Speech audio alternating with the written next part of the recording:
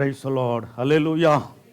கர்த்தர் நல்லவர், அவர் கிருபை என்றும் உள்ளது. ஒரு சிறு ஜெபத்தை ஏறெடுத்து நான் தேவை செய்திக்காக கடந்து போவோம். பரிசுத்தமில்லங்கள் நல்ல தேவனே, சூழ்நிலை பிதாவே ஸ்தோத்திரம். கிருபை இறக்க நிறைந்த நல்ல தகப்பனே, கர்த்தாவே உம்முடைய கிருபையினாலே ஆண்டவரே, இந்த வருஷத்துடைய கடைசி ஞாயிற்றுக்கிழமை ஆராதனையில் உம்முடைய சமூகத்தை ஆண்டவரே சமூகத்தில் வந்து இம்மட்டுமாய் பாடி துதித்து ஆராதித்து ஆண்டவரே வேத வாசிப்பு ஆண்டவரே ஸ்தோத்திரம் அடுத்து இருக்கிறதான இந்த தேவை செய்திக்காக வந்திருக்கிறோம். ஆண்டவரே, இந்த தேவை செய்தியை கர்த்தர் நீர் எங்களுக்கு ஆசீர்வதித்து தாருமையா.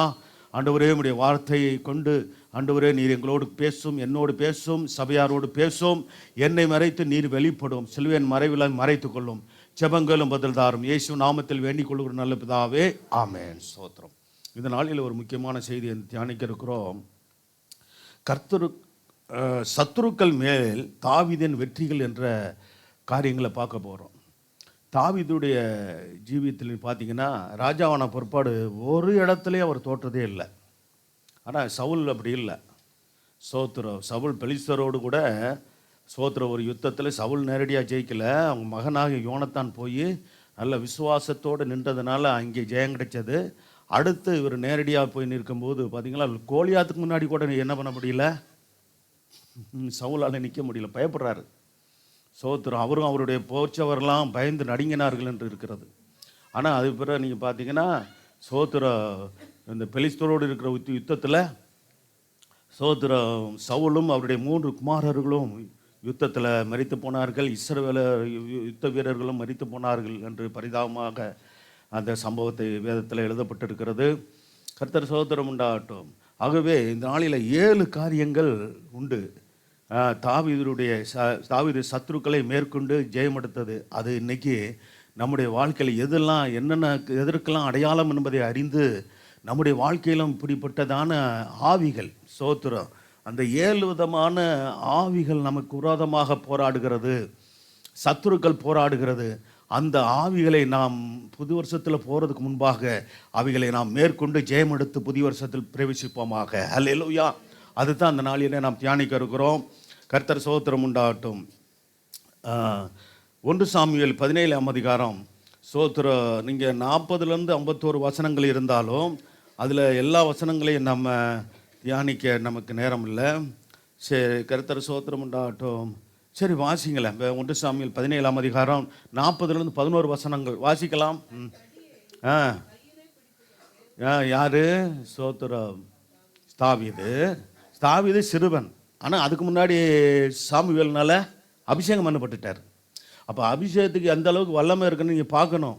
பெரிய ராட்சதன், சாதாரண ஆள் இல்லைங்க. கோலியாத்து எதிர்த்து நிற்கிறதுனா அவன் பாருங்கள், பெரிய சமஸ்த இஸ்ரவேலுக்கும் எல்லாரும் நின்ற ஆண்கள் நின்றா சவுலுடைய தோள்களை தான் எல்லாம் இருப்பாங்களா.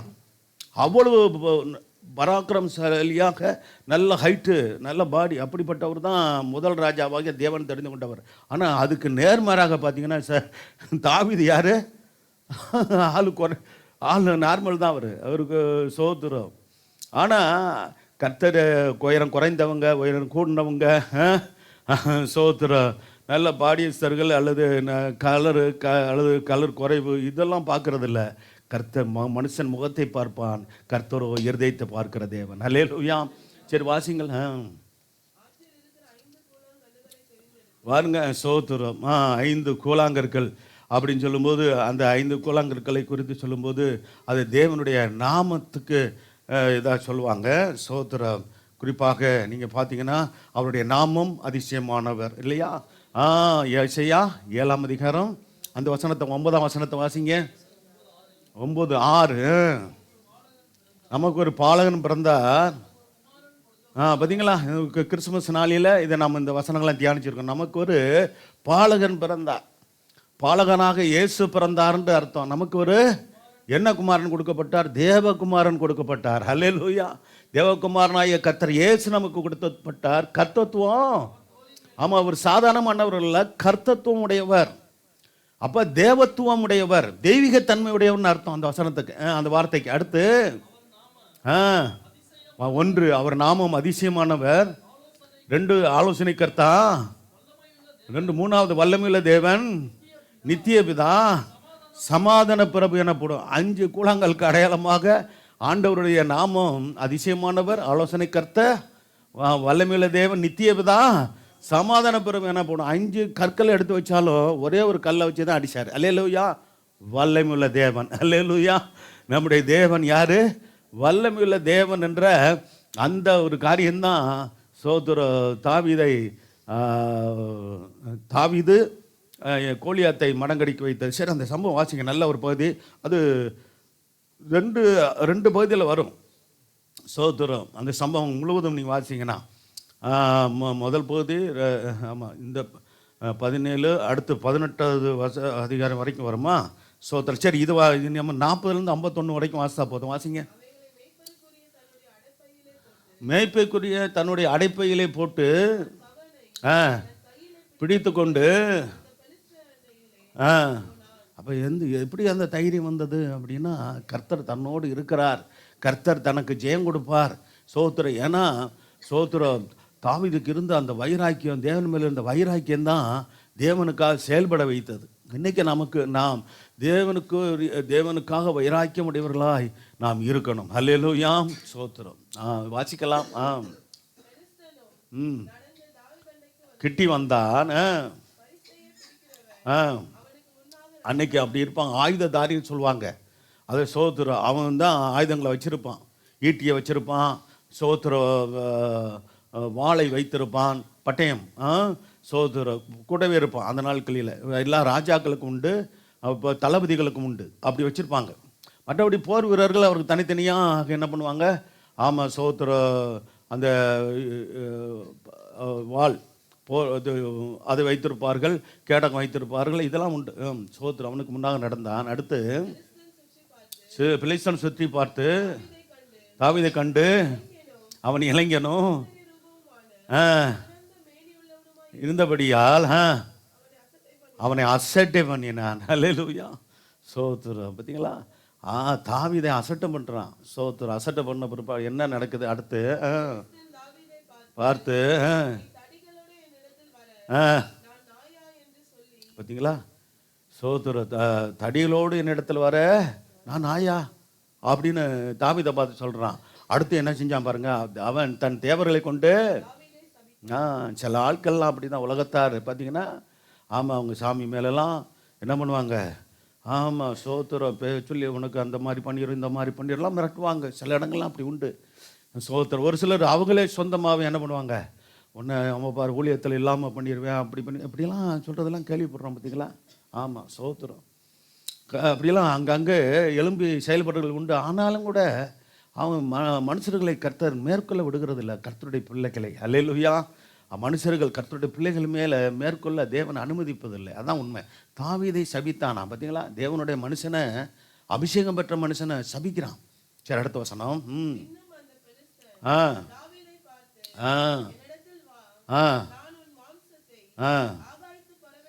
பார்த்தீங்களா, எவ்வளவு ஆணவமான பேச்சு. பார்த்தீங்களா, சோத்திரம். அடுத்த வசனத்தை போடுப்பான். 44 அடுத்து ஃபாலோ பண்ணிட்டு மாட்டோம். ஜோசப் இங்கே வரல வசனம்.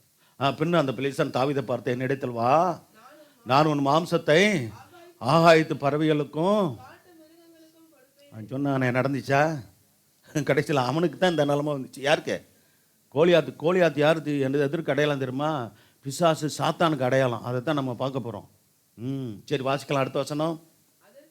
அதற்கு தாவீது பிலிஸ்தனை நோக்கி, பார்த்தீங்களா எப்படி சொல்கிற தாவீதுடைய அந்த இளைஞனுடைய தைரியத்தை பார்த்தீங்களா? நீ பட்டயத்தோடும், இப்போ இந்த மிஞ்சி போனால் இந்த சம்பவம் நடக்கும்போது தாவீதுக்கு ஒரு 20 வயசு இருக்கும். 17 வயசில் அபிஷேகத்தை கர்த்தர் கொடுத்தாரு சாமுவேல் மூலமாக. அப்பயே தேவன் தெரிந்து கொண்டார்.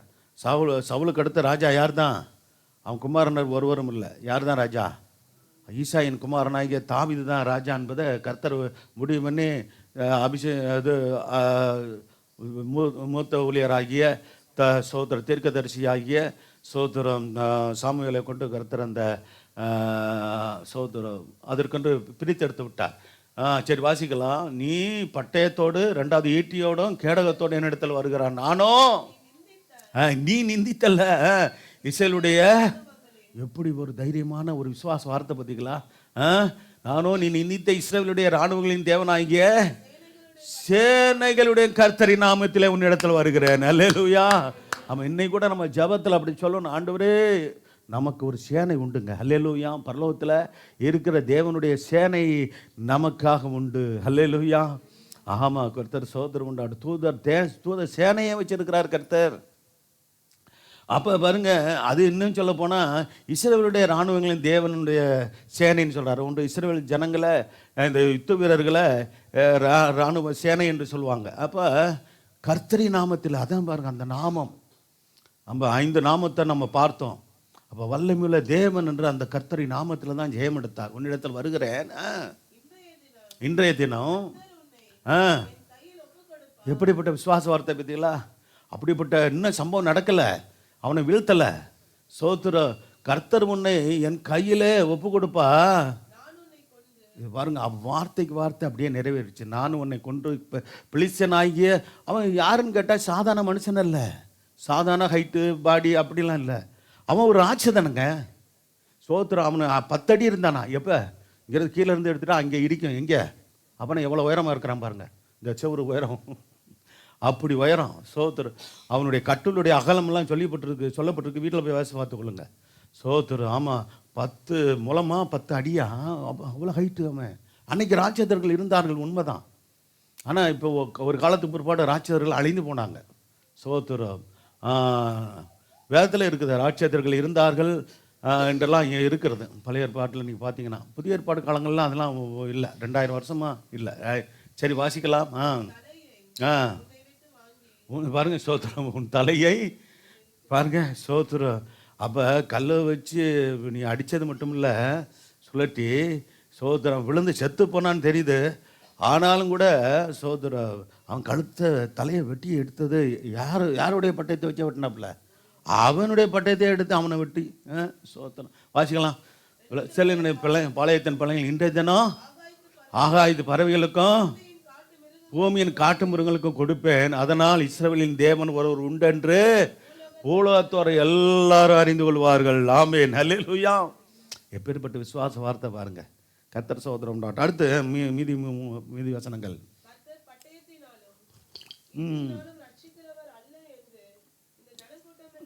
கர்த்தர் நினைச்சு வரான், பட்டயத்தினாலும் ஈட்டினாலும் ரசிக்கிறார்கள். அவன் அப்படி நினைச்சுக்கிட்டான். அவன் தெய்வம்னு சொல்லப்படுகிற காரியங்கள் பெலிஸ்தருடைய அந்த விக்கிரக தேவர்கள் பட்டயத்தினாலும் ஈட்டினாலும் ரசிக்கக்கூடியதுன்னு நினச்சிக்கிட்டு இருந்தான். சோத்திரம். ஆனால் நம்முடைய தேவன் பட்டயத்தினாலும் ஈட்டினாலும் இல்லை, அவரே தம்முடைய ஜனங்களுக்காக யுத்தம் பண்ணி ஜெயம் கொடுக்கிறவர். அல்லேலூயா. நமக்காக யுத்தம் பண்ணி ஜெயம் கொடுக்குறோம். நம்ம விசுவாசத்தோடு தேவனை நோக்கி பார்க்கிறதும் ஜெபிக்கிறதும் அவசியம். வாசிக்கலாம். என்று இந்த ஜனக்கூட்டமெல்லாம் இன்னைக்கு அறிந்து கொள்ள போகுதுன்னு சொல்கிறாரு. பாருங்க, அடுத்த யுத்தம். ஆமென், ஹல்லேலூயா. உங்களுக்கு எனக்கு விரோதமாக எழும்புகிற யுத்தத்தை இல்லை, கர்த்தர் நமக்கு ஜெயம் கொடுக்கிறவர். ஹல்லேலூயா. கர்த்தரே நமக்காக யுத்தம் பண்ணுகிறவர். ஹல்லேலூயா. அன்றும் சரி, இன்றும் சரி, கர்த்தர் அதை செய்து கொண்டு இருக்கிறார். எனக்காக, உங்களுக்காக, அவருடைய ஜனங்களுக்காக, ஊழியர்களுக்காக, விசுவாசிகளுக்காக என்பது 100க்கு 100 உண்மை. அவர் உங்களை எங்கள் கையில், எங்கள் கையில் கர்த்தரே ஒப்பு கொடுக்க போகிறார். அடுத்து எழும்பி எதிராக கிட்டி வருகையில் தாவீது எப்போ தைரியம் பாருங்க, தீவிரமா இந்த சேனைக்குள்ள அந்த பெலிஸ்தனுக்கு எதிராக ஓடி போட்டு ஒரு கல்லை எடுத்து கவனியில வைத்து சுழற்றி, பார்த்தீங்களா? சோத்திரம். பாருங்க, அவன் கவசம் அணிந்திருக்கிறான், உடம்பெல்லாம் கவராகி இருக்கிறது, மூடி இருக்கிறது. ஆனா சோத்திர, அவன் கொஞ்சம் தாங்க இடம் இருக்குது. எங்கே இருக்குது தெரியுமா? நெத்தியில் கொஞ்சம் தான் இடம் இருக்குது. அதில் கரெக்டாக பார்த்து அடித்தான் பாருங்க. அடித்து கல் சொல்ல அவன் நெத்தியில் பதிஞ்சிருச்சான். அவன் பாருங்க, சோத்திரம். அப்போ பெலிஸ்தனோட நெற்றியில் படை எறிந்தான். அந்த கல் அவன் நெற்றியில் எப்படி சொல்லப்படும், பதிஞ்சு போச்சுன்னு சொல்லப்பட்டிருக்கிறது. அவன் தரையில் மோங்குப்புற. பொதுவாக ஒரு அடிபடும் போது மனுஷன் பின்னாடி தானே விழுமா? இவர் சுற்றி அடிக்க கர்த்தர் பின்னாடி புடரில் ஒரு போடு போட்டார். யார? கோலியாத்து ஒரு போடு, நறுக்குன்னு ஒரு போடு. கதை முடிஞ்சிருச்சு. இவர் போய் அடுத்து சோத்துரு என்னது, இவன் இந்த கோலியாத்தை தாவீது நெற்றியில் கல் பதியும்படி போட்டாப்புல அடி, சரியான அடி. கல் பதிஞ்சிருச்சுன்னா பார்த்துங்களேன், பதிஞ்சிருச்சு. அப்படின்னு தான் இருக்குது. பதிந்து அப்படி தானே போட்டிருக்குது.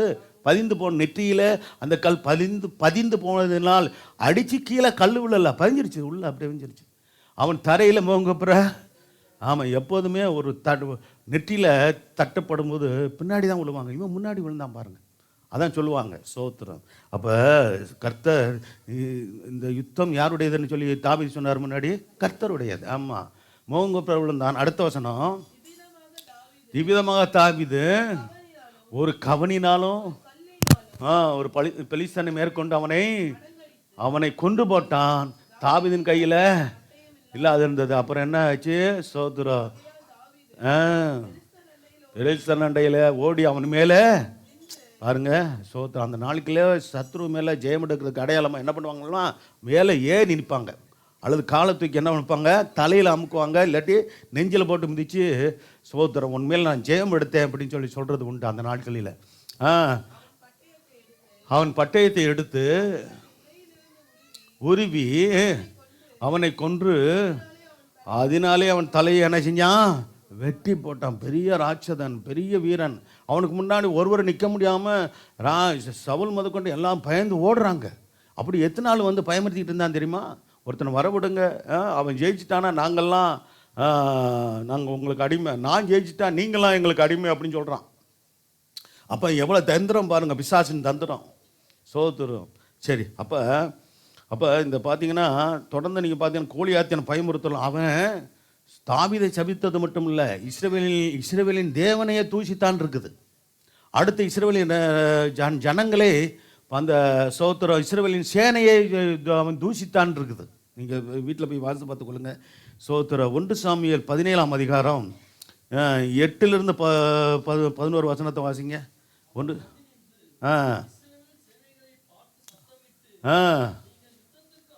வகுத்து நிற்கிறது என்ன? நான் பெலிஸ்தன் அல்லவா? நீங்களெல்லாம் சவுலின் சேவகர் அல்லவா? தெரிந்து கொள்ளுங்கள், அவனிடத்தில் வரட்டும். பார்த்தீங்களா என்ன சொல்கிறான்? எல்லாரும் வராத, ஒருத்தருவா என் கூட வந்து மோதிப்பார். நான் தோத்துட்டேன்னா நீங்கள் ஜெயிச்சிங்க, நான் ஜெயிச்சிட்டேன்னா நீங்கள்லாம் எனக்கு ஆமாம், நீங்கள் எல்லாம் எனக்கு அடிமை, நீங்கள் ஜெயித்தீங்கன்னா நாங்கள்லாம் உங்களுக்கு அடிமைன்னு சொல்கிறான். அடுத்த வசனம்.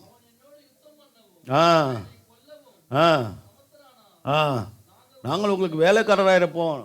நான் அவனை ஜெயித்து இருந்து எங்களை சேவிக்க வேண்டும் என்று சொல்லி நிந்தித்தேன். பார்த்தீங்களா, இஸ்ரவேலுடைய தேவனை சேனைகளை நிந்தித்தேன். நாம் ஒருவரோடு யுத்தம் பண்ண ஒருவரை விடுங்கள் என்று சொல்லி கொண்டு வருவான். கேட்டு என்ன செஞ்சாங்களா?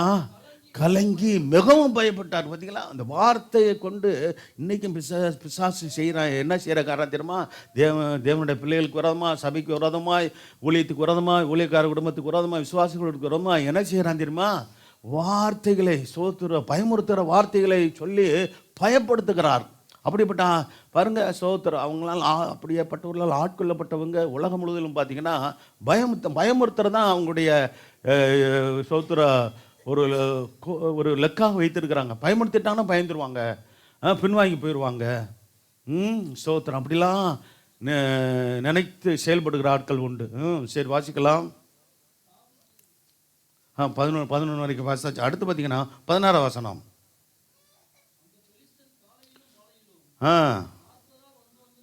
சொல்லல, 40 நாளுக்கு பிற்பாடு தான் அந்த சம்பவம் நடக்குது. 40 நாள் வந்து போகிறான், பயப்படுறாங்க. ஒருத்தரும் நெருங்கிறதுக்கு பயப்படுறாங்க. சரி, அடுத்து பார்த்தீங்கன்னா இன்னைக்கு இப்போ சொல்கிற வசனங்கள் மட்டும் வாசித்தா போதும். 45 வசனம், 50 வசனம், 51 வசனம். பெலிஸ்தனை நோக்கி என்னிடத்தில் வருகிறாய்,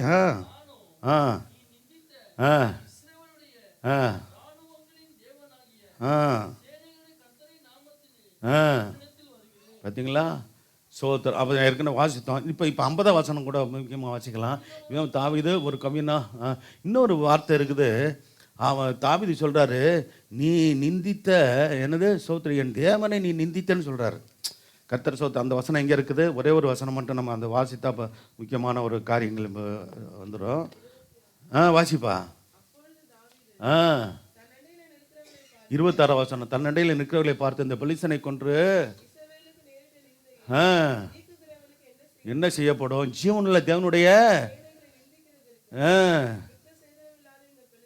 ஆ பார்த்தீங்களா? ஆனால் தாவீது சொல்லுவார், என்ன சொல்லுவாருன்னா, சோத்திரம் தேவனை நீ தூசித்த அப்படின்னு சொல்கிறார். தேவனுடைய சேனையை தூசித்தது ஒரு பக்கம், இன்னொரு ஒரு வசனம் இருக்குது. கர்த்தர் தேவனே நீ தூசித்தடான்னு சொல்கிறார். 3 காரியங்கள் வரும். சோத்திரம். ஒன்று, தேவனை தூசித்தான். தேவனுடைய யார்? அந்த பெலிஸ்தன், அந்த கோலியாத்து. அடுத்து தேவனை தூசித்தது மட்டும் இல்லை, தேவனுடைய சேனையாகிய இஸ்ரவேல் அந்த போர் வீரர்கள். வாசிக்கலாம்.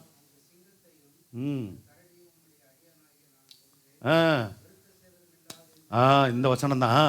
அடியானாய் கொண்டு எப்படி விசுவாசமாக சொல்கிறார்? விருத்தசனம் அந்த பெலிஸ்தனோ அவைகள் ஒன்றை போல இருப்பான், அவன் ஜீவனுள்ள தேவனுடைய சேனைகளை நிந்தித்தானே என்றான். சரி, அப்படி சபித்தான், தாவீதை சபித்தான் என்றெல்லாம் நம்ம பார்க்குறோம். சரி, ரைட்.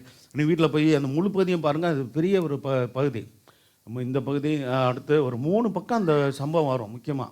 சரி, இப்போ நமக்கு நேரம் இல்லை எல்லா பகுதியும் வாசிக்க, வீட்டில் வாசிப்பது முக்கியமான வேத பகுதியை வாசிட்டோம். அப்போ கோலியாத்தினாலே சத்துரு, பிசாசு, சாத்தானுக்கு அடையாளம். அல்லேலூயா.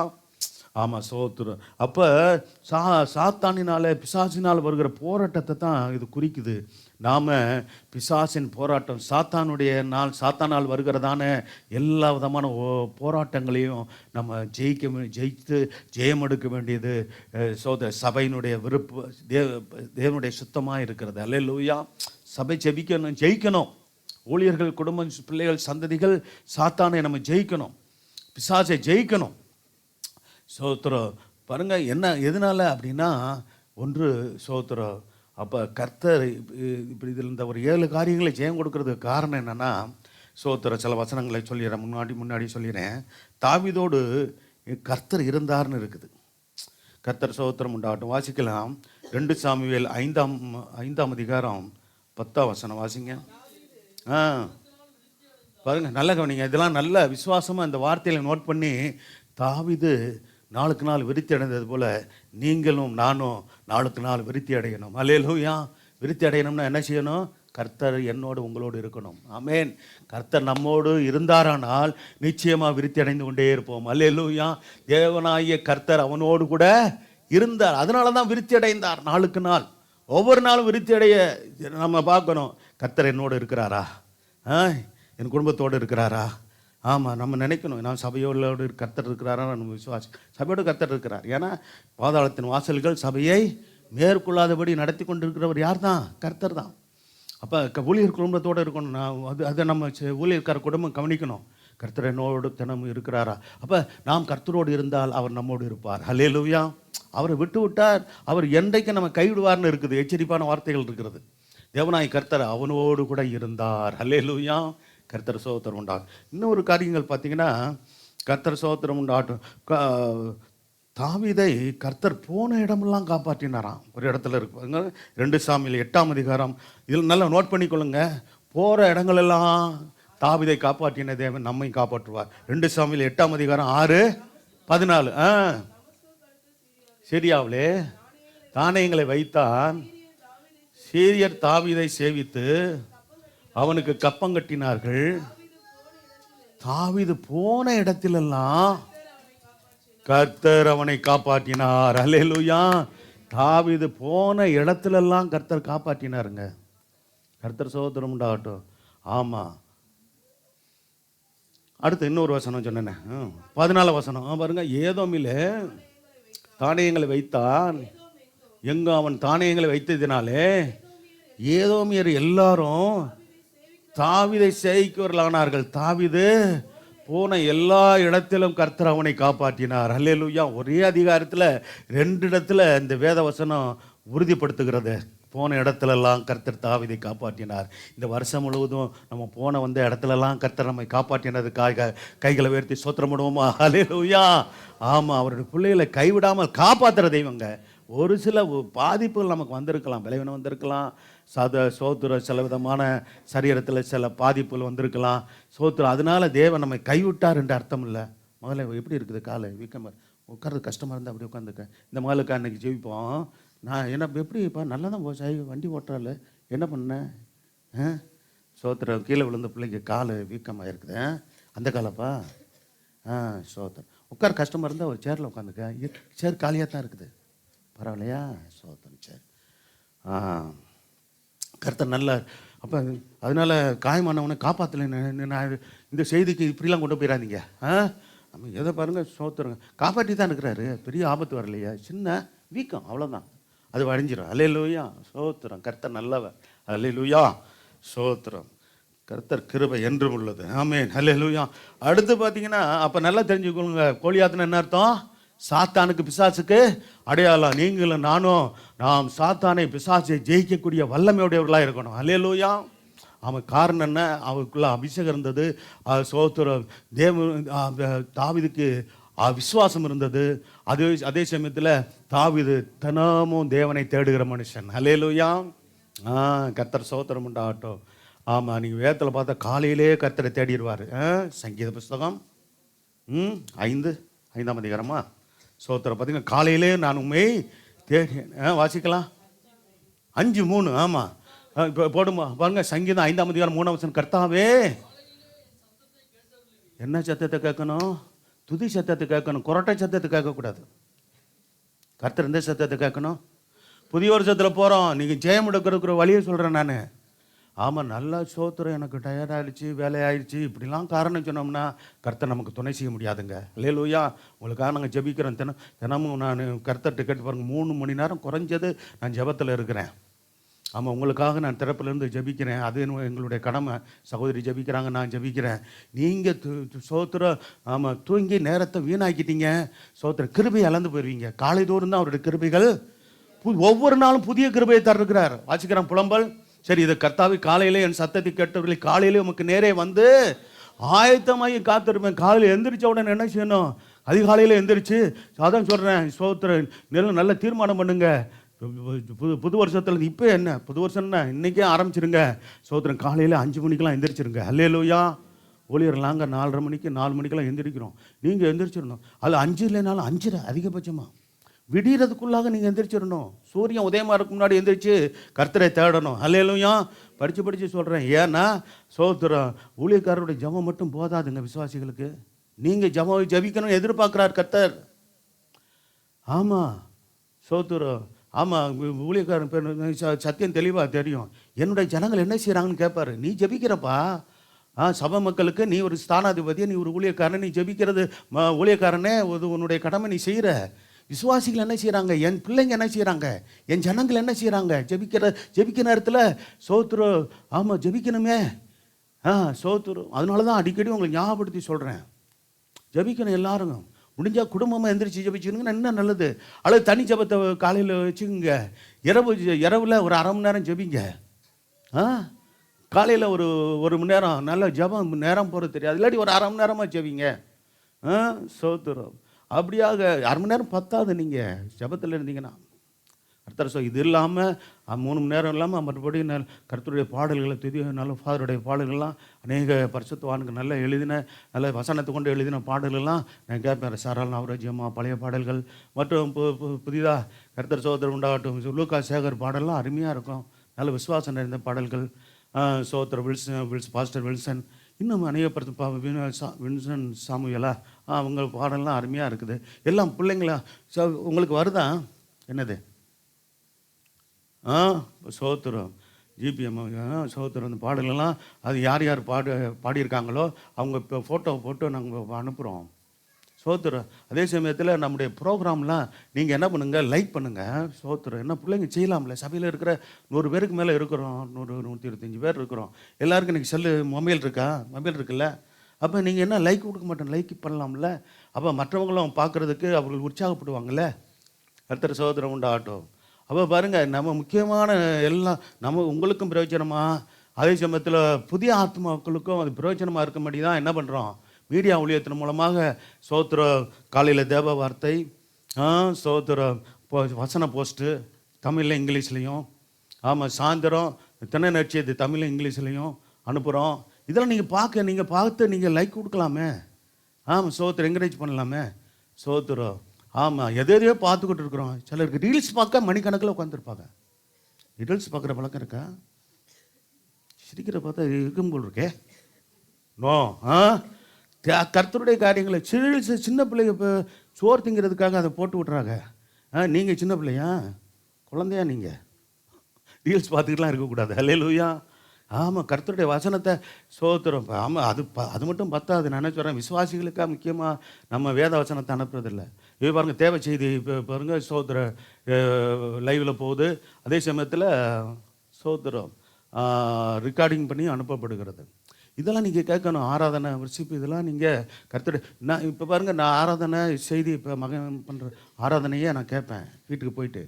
சோத்திரம் என்னுடைய செய்தியை நானே கேட்பேன். அதில் எப்படி இன்னும் எவ்வளோ சிறப்பாக அதை நம்ம இது கொண்டு போகணும் அப்படின்லாம் நான் அக்கறை இருக்குது. அப்போ கர்த்தருடைய வார்த்தையை கேட்கணும், நல்ல வாஞ்சி இருக்கணும். சோத்திரம் வேறு இதில் உங்களுடைய கவனம் போகக்கூடாதுங்க. பூமிக்குரிய காரியங்களில் சோத்திரம் மற்றும் இந்த என்னது என்டர்டெயின் பண்ணுற காரியங்கள்லாம் வேண்டாம். ஆண்டவருடைய பிள்ளைகளுக்கு ஆகாது. சோத்திரம். சரி, கர்த்தர் சோத்திரம் உண்டாகட்டும். கர்த்தர் நல்லவர். சரி, என்ன சொன்னேன் கடைசியா?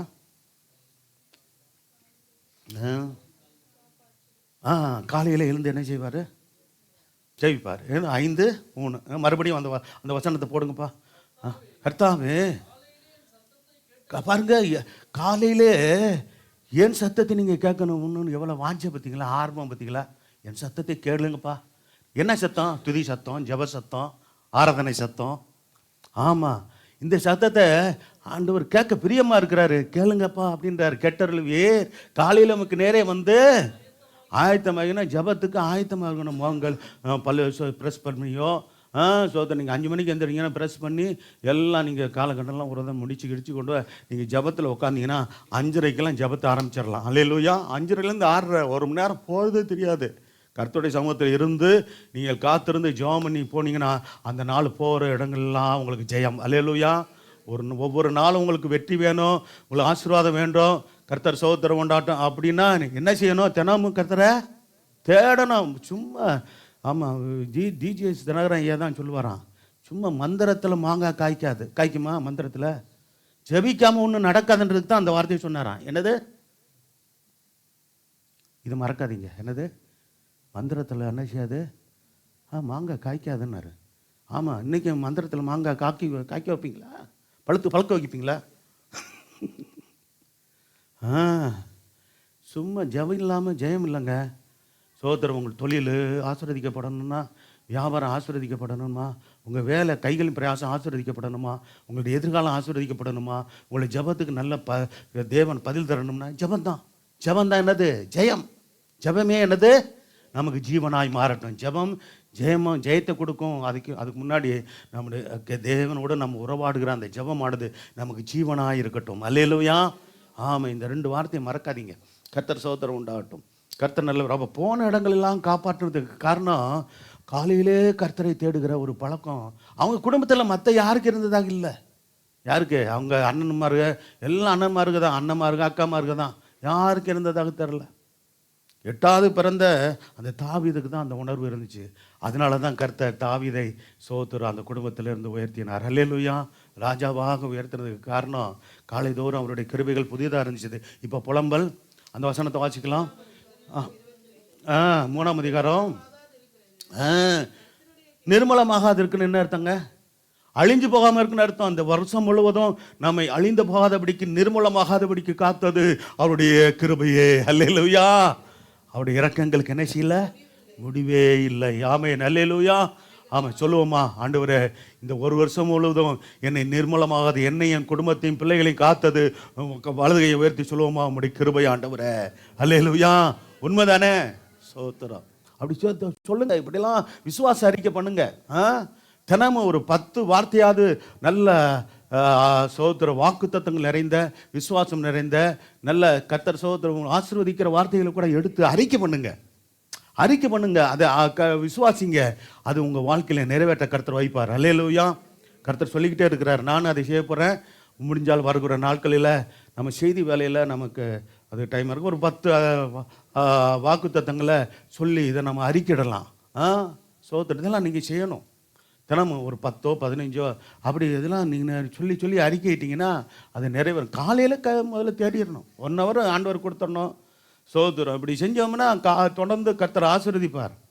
சொல்லவே கூடாது, எனக்கு நேரம் இல்லைங்க, ரொம்ப பிஸியாக இருக்கிறேன்னா. சோத்திரம் அது பொய். என்னது? பொய் தானே? 24 மணி நேரத்தில் 1 மணி நேரம் ஆண்டவர் கொடுக்க முடியலைன்னா அப்படி பிஸியாக இருக்கிறீங்கன்னா அப்படி என்ன பிஸி? அந்த பிஸி வேலைக்கு ஆகாது. அல்லேலூயா. அப்படி யாராவது சொல்கிறீங்களா? ரொம்ப பிஸிங்க நான். சோத்துரும்.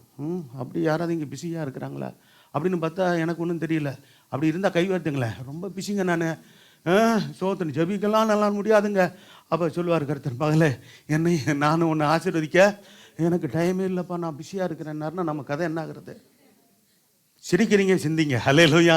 சிரிக்குங்க, சரிங்க, நல்லா சந்தோஷமாக இருப்போம். ஆண்டவர் சமூகத்தில் சிந்திக்கணும். அல்லேலூயா. என்ன பிள்ளைகளா, நல்லா வரக்கால் வரக்கூடிய காலங்களுடைய நீங்கள் தான் வருங்கால தலைவர்கள். யார் இவங்க? தான் வருங்கால தலைவர்கள். எப்படிப்பா இருக்கிறீங்க?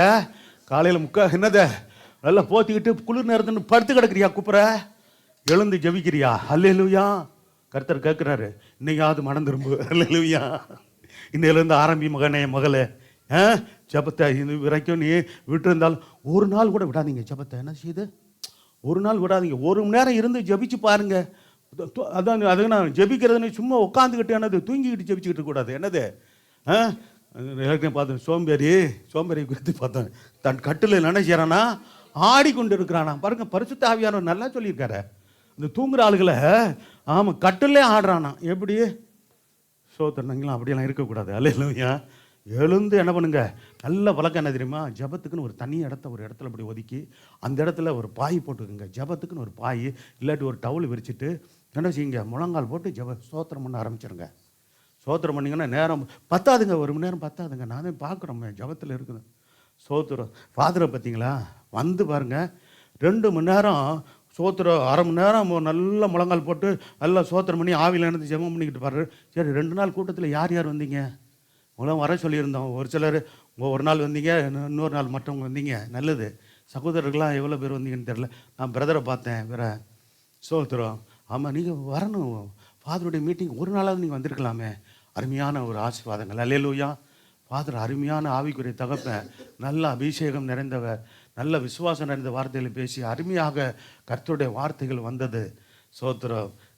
2 நாளும் எங்களுக்கு பண்டிகை நாளாக இருந்தது. அல்லேலூயா. உபாசித்தை ஜபித்தோம். அவ்வளோ மகிமையாக சோத்திரம் ஆமாம் இருந்தது அந்த 2 நாட்களும். கர்த்தர் சோத்திரம். நல்ல ஒரு வாய்ப்பு, இதெல்லாம் பயன்படுத்தி கொள்ளுங்க நீங்கள். சரி, கர்த்தர் சோத்திரம். நீ அடுத்த வருஷம் நம்ம ஃபாதர் அப்பா வரக்கூடிய வாய்ப்பு உண்டு. அவரும் பிஸியாக தான் இருக்கிறாரு. பல இடங்களில் கூப்பிட்றாங்க. ஏன்னா இயேசு மட்ட சபைகள் அதிகரிச்சிருச்சு. இன்றைக்கி 500க்கு மேலே சபைகள் இருக்கும்னு சொல்லி எதிர்பார்க்கப்படும். பட்டணங்களில் மட்டும் இல்லை, கிராமங்களில் சபைகள் வந்துருச்சு. நான் சொல்கிறேன் இருக்குமென்று சொல்லி சரியான கணக்கு நமக்கு தெரில. அதுக்கு மேலே தான் இருக்குமே தவிர குறைவாக இருக்க வாய்ப்பு இல்லை. கர்த்தர் சோத்திரம் உண்டு. ஆகவே அப்போ காலையிலே நான் உமக்கு நேராக ஆயத்தமாய் காத்திருப்பேன், கர்த்தாவே என் சத்தத்தை கேட்டருள்வேன்னு சொல்கிறார். பார்த்தீங்களா? அவர் சத்தத்தை என்னது பாருங்க, நம்ம சத்தத்தை அவர் கேட்பார். அவர் சத்தத்தை நம்ம எப்படி கேட்கப்போம்? ஒன்று கர்த்தர் மெல்லிய சத்தியத்து மூலமாக பேசுவார். இன்னொன்று வேதத்தை நீங்கள் வாசிக்கும் போதே பேசுவார். அல்லேலூயா. வேதமும் கையுமா ஜபத்தில் உட்காரணுங்க. ஆமாம், உட்காந்து ஆண்டவரே என்னோடு பேசுங்க. ஒவ்வொரு நாளும் வேதத்தை நீங்கள் எடுத்து தொடர்ந்து வாசிட்டு இருக்கிறீங்க. அதாவது ஒழுங்கின்படி தொடர்ந்து வாசிக்கணும். அப்படி வாசிங்கன்னா ஏதாவது ஒரு அதிகாரத்திலேருந்து அது ஒரு வாக்குத்தத்தமாக இருக்கலாம், ஒரு வேத பகுதியாக இருக்கலாம், அது உங்களோடு கூட பேசும் அந்த வார்த்தை. ஏன்னா இயேசுவானவர் யார்? வார்த்தையானவர். அல்லேலூயா. ஆதியிலே வார்த்தை இருந்தது, அந்த வார்த்தை தேவனிடத்தில் இருந்தது, அந்த வார்த்தை தேவனாகவே இருந்தது. தேவனாக இருந்தவர் தான், வார்த்தையாக இருந்தவர் தான் இந்த பூமியிலே மாம்சாவதாரம் எடுத்து மனிதனாகி கர்த்தர் சோத்திரம் என்றார். உங்களை என்னை மீட்க முடியாக இரட்சகராக வெளிப்பட்டார். அல்லேலூயா. கர்த்தர் சோத்திரம் உண்டாகட்டும். கர்த்தர் நல்லவர். ஆகவே இதை கடைபிடிங்க. புதிய வருஷத்தில் என்ன வாரம் நான் ஞாபகப்படுத்துகிறேன்.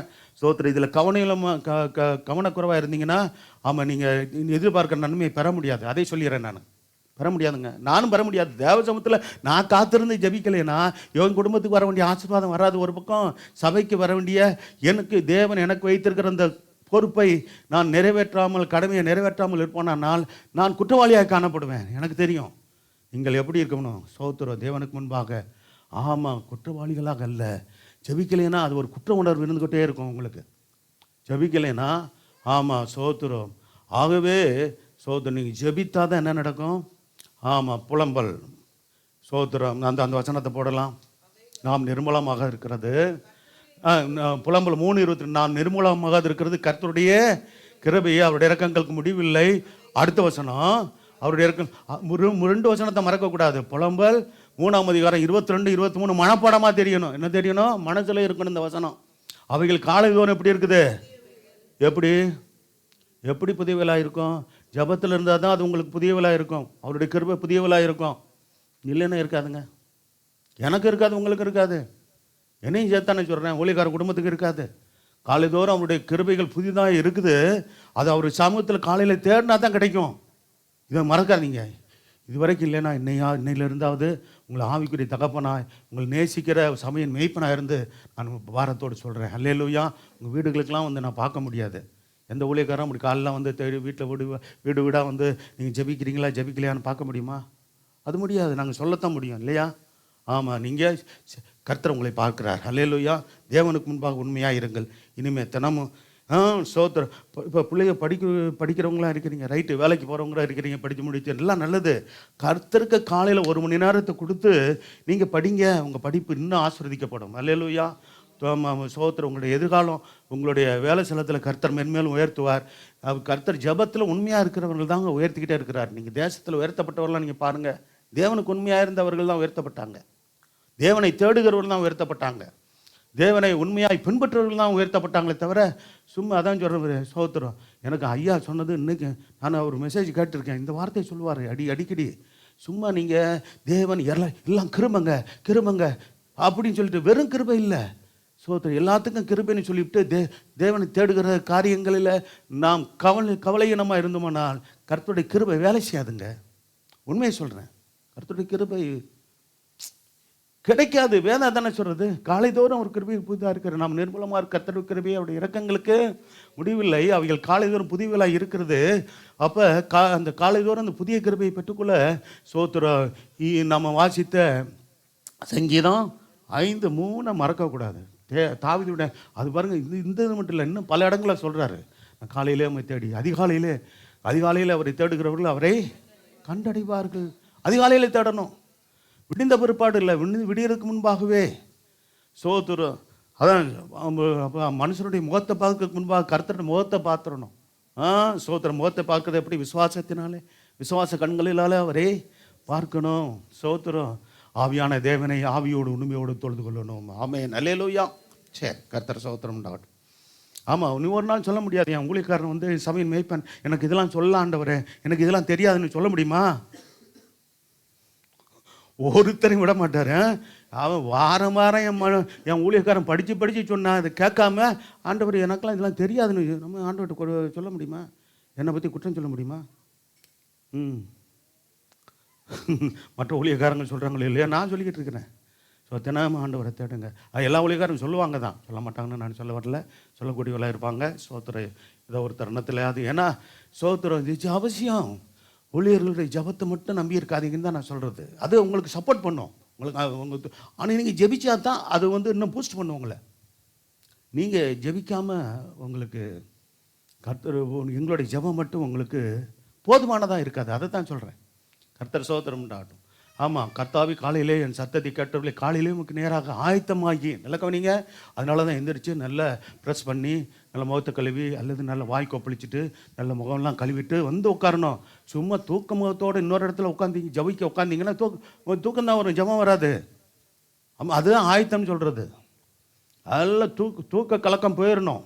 நீங்கள் என்ன தான் சொல்கிறீங்க, ஒரு 10 நாள் கடைப்பிடிச்சிங்கன்னா அதிகபட்சம் சொல்லுவது 20 நாளில் ஒரு பழக்கத்தை கண்டினியூயாக நீங்கள் பின்பற்றினீங்கன்னா 21ஆம் நாளில் சோத்திரம் நீங்கள் படுத்திருந்தாலும் உங்களுக்கு உங்களால் படுக்க முடியாது. விழிப்பு வந்துடும். இன்னொன்று என்ன செய்கிறார்? ஏசியா 50ஆம் அதிகாரத்தில் காலைதோறும் கர்த்தர் என்ன செய்கிறாரு? எழுப்புற நேரத்தில் ஆண்டவரே எனக்கு டயர்டாக இருக்குது, எனக்கு சோத்திரம் எப்படி இருக்குது, உடம்பு வலிக்குது, அங்கே வலிக்குது, இங்கே வலிக்குது. சோத்திரம் எழுப்பி பார்ப்பார். எழுந்துருமானே, எழுந்துரு மகளே, எழுந்திரு ஜெபம் பண்ணு, என் தேடு, என் சமூகத்தை தேடு அப்படிலாம் சொன்னால் சோத்திரம் எனக்கு டயர்டாக இருக்கு ஆண்டவரை, சோத்திரம் எனக்கு உடம்பெல்லாம் வலிக்குது ஆண்டவரை அப்படின்னு சொல்லி பார்த்துட்டு அவர் என்னது போயிடுவார். ஆமாம், சோத்திரம். ஆமாம், அவர் வார்த்தைக்கு கீழ்ப்படியவர்களாம் எழுப்பிவிடுவார். அல்லேலூயா. ஒரு தடவை 2 தடவை 3 தடவை எழுப்பிவிடுவார். பார்ப்பார். ஆமாம், இது எந்திரிக்காத கேஸு, இது என்ன கேஸுன்னு சொல்லிடுவார். நான் சொல்லக்கூடாது, நீங்கள் கோவம் வரும். என்ன கேஸு? ஏற்கனவே ஒரு சத்தியத்தை தியானிச்சமே இது. ஆமாம், அப்படி சொல்லிடக்கூடாது உங்களை. ஆமாம், அது உங்களை குறித்து அப்படி சொன்னாருன்னா எனக்குமே சங்கடம். அல்லேலூயா. ஆமாம், என்னையும் குறித்து சொல்லக்கூடாதுன்னு தான் நான் சோம்பலில் ஊழியக்காரனேன்னு ஒரு பைபிளில் ஒரு வார்த்தை இருக்குது. அப்படி இருந்தால் நான் ஒருத்தன் புதிய ஏற்பாட்டில் ஆண்டவர் சொன்னார், சோம்பலில் ஊழியக்காரனே. அதெல்லாம் நான் வசனத்தை வாசிக்கும் போது ஆண்டவரே மகள் கனப்படுத்துகிற ஊழியக்காரனா, உண்மையுத்தமான ஊழியக்காரன் என்று நான் பெயர் பெறணும் ஆண்டவரே. அல்லேலூயா. இதைத்தான் நான் விரும்புகிறேன். சோம்பலும் சோதரம் ஒரு மனுஷனை குறித்து ஆண்டவர் சொல்லுவார் இப்படி. ஆமாம், உன்னை நரகத்தில் பங்கடி வாய் என்று சொன்னார். வேதத்தில் இருக்குதுங்க புதிய ஏற்பாட்டில். சரி, இப்போ எடுக்க நேரம் இல்லைன்னு விட்டுருங்க. சோத்திரம். சரி, இப்போ அடுத்தடுத்த விஷயம் எப்படி சொல்லிவிடுறாரா? ஆமாம், சோத்திரம். சபை மேய்ப்பனை மட்டும் சொல்ல மாட்டார், தூங்கிட்டு இருந்தா. சோத்திரம். ஆமாம், நீங்கள் ஊழியத்தில் உதவியாக இருக்கிற உங்களையும் பார்த்து சொல்லுவார், என் உடல் ஊழியர்களாக இருக்கிற சோத்திரம் பொல்லாதவர்களும். ஆமாம், ஆண்டவர் சொன்ன வார்த்தை இது. சோம்பலுமான ஆமாம், பார்த்தீங்களா? சோத்திரம். அப்போ தேவன் எப்படிப்பட்டவர்ன்றது அங்கே இருக்குது. சரி, அதில் விளக்கமாக அதில் சொல்ல முடியாது, நமக்கு நேரம் இல்லை. சரி, அப்போ ஒன்று கோலியாத்து யாருக்கு அடையாளம்னு பார்த்தோம்? சோத்திரம். சாத்தானுக்கு பிசாசுக்கு அடையாளம். அடுத்து பார்த்தீங்கன்னா, இப்போ வேகமாக போகிறேன். 1 சாமுவேல் 30ஆம் அதிகாரம். சோத்திரம். 1-2 வசனம்.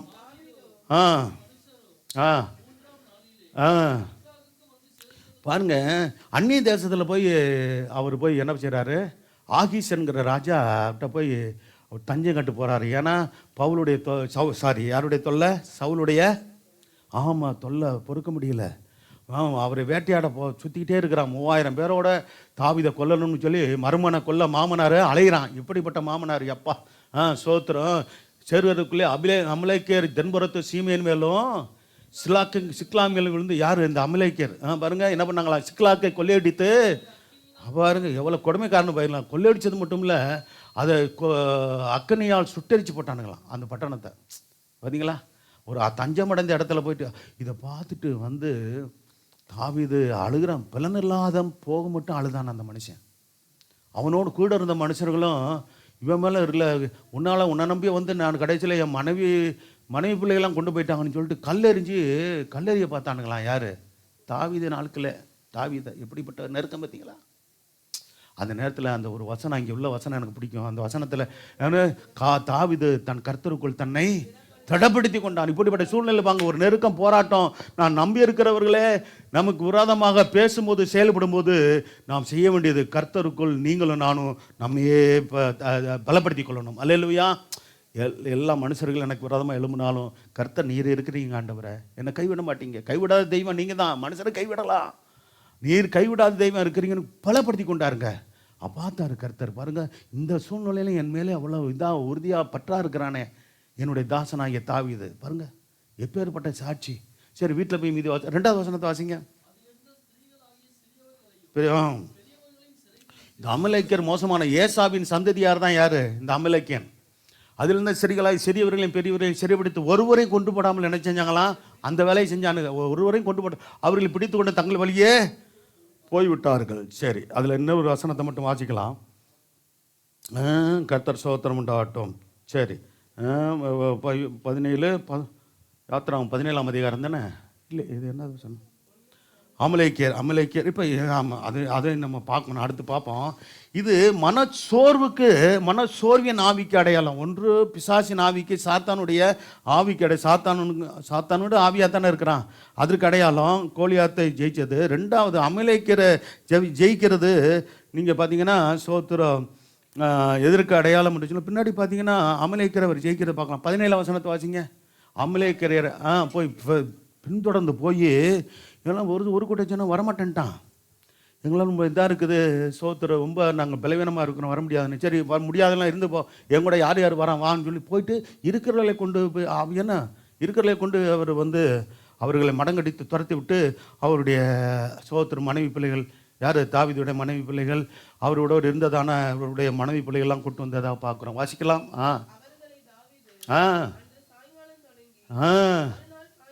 பார்த்தீங்களா? ஒரு சாயங்காலம் தொடங்கி மறுநாள் சாயங்காலம் வரைக்கும் முறியடிச்சாராம். சரி, ஒட்டகங்கள் மேல் ஏறி போன 400 வாலிபர் தவிர யார்? அவனுங்களை யாருக்கு? சோத்திரம். வேற ஒருவர் என்ன செய்யலை? தப்பவில்லை. சோத்திரம். சரி, இப்போ பாருங்க, அமலேக்கியர் எப்படிப்பட்டவங்க தெரியுமா? அமலேக்கியர் வரதுமா சோத்திரம் இருக்கிற யுத்தம் எப்படிப்பட்ட யுத்தம்னா, வெறும் சோத்திரம் பட்டயத்தை கொண்டு மட்டும் அவங்களை ஜெயிக்க முடியாது. ஏன்னா கர்த்தர் அவர்களுக்கு அமலேக்கியர் எப்படிப்பட்டவனா, பொல்லாத ஆட்கள். சில வசனங்களை வாசிக்கிறீங்களா? அவங்களுக்கு விரோதமாக யாத்ராகமம் 17ஆம் அதிகாரத்தில் 11லேருந்து 16 வசனத்தை வாசித்தா, ஒன்று மோசே அவங்களுக்கு விரோதமாக சோத்திர கைகளை உயர்த்தி அவனுங்களை மனங்கடிக்க முடியாது, கர்த்தர் தம்முடைய வல்லமை வெளிப்படுத்த முடியாது ஜபிக்கிறாரு. இன்னொரு பக்கம் யோசுவாவின் தலைமையில் போய் அவனோடு கூட நேரடியாக யுத்தம் பண்ணுகிறார்கள். அல்லேலூயா. பாருங்க, எந்த ஒரு காரியங்களும் இந்த மாதிரி ஒரு சம்பவம் நடந்ததே இல்லை. ஏன்னா அமலேக்கியர் அந்த அளவுக்கு பொல்லாதவன்கள். அது கூட இன்னும் சில வசனங்களை சொல்கிறேன். சோத்திரம். அதுக்கு முன்னாடி ஒருத்தர் உபாகமம் 25ஆம் அதிகாரம் 17லேருந்து 19 வசனத்தை வாசிங்க.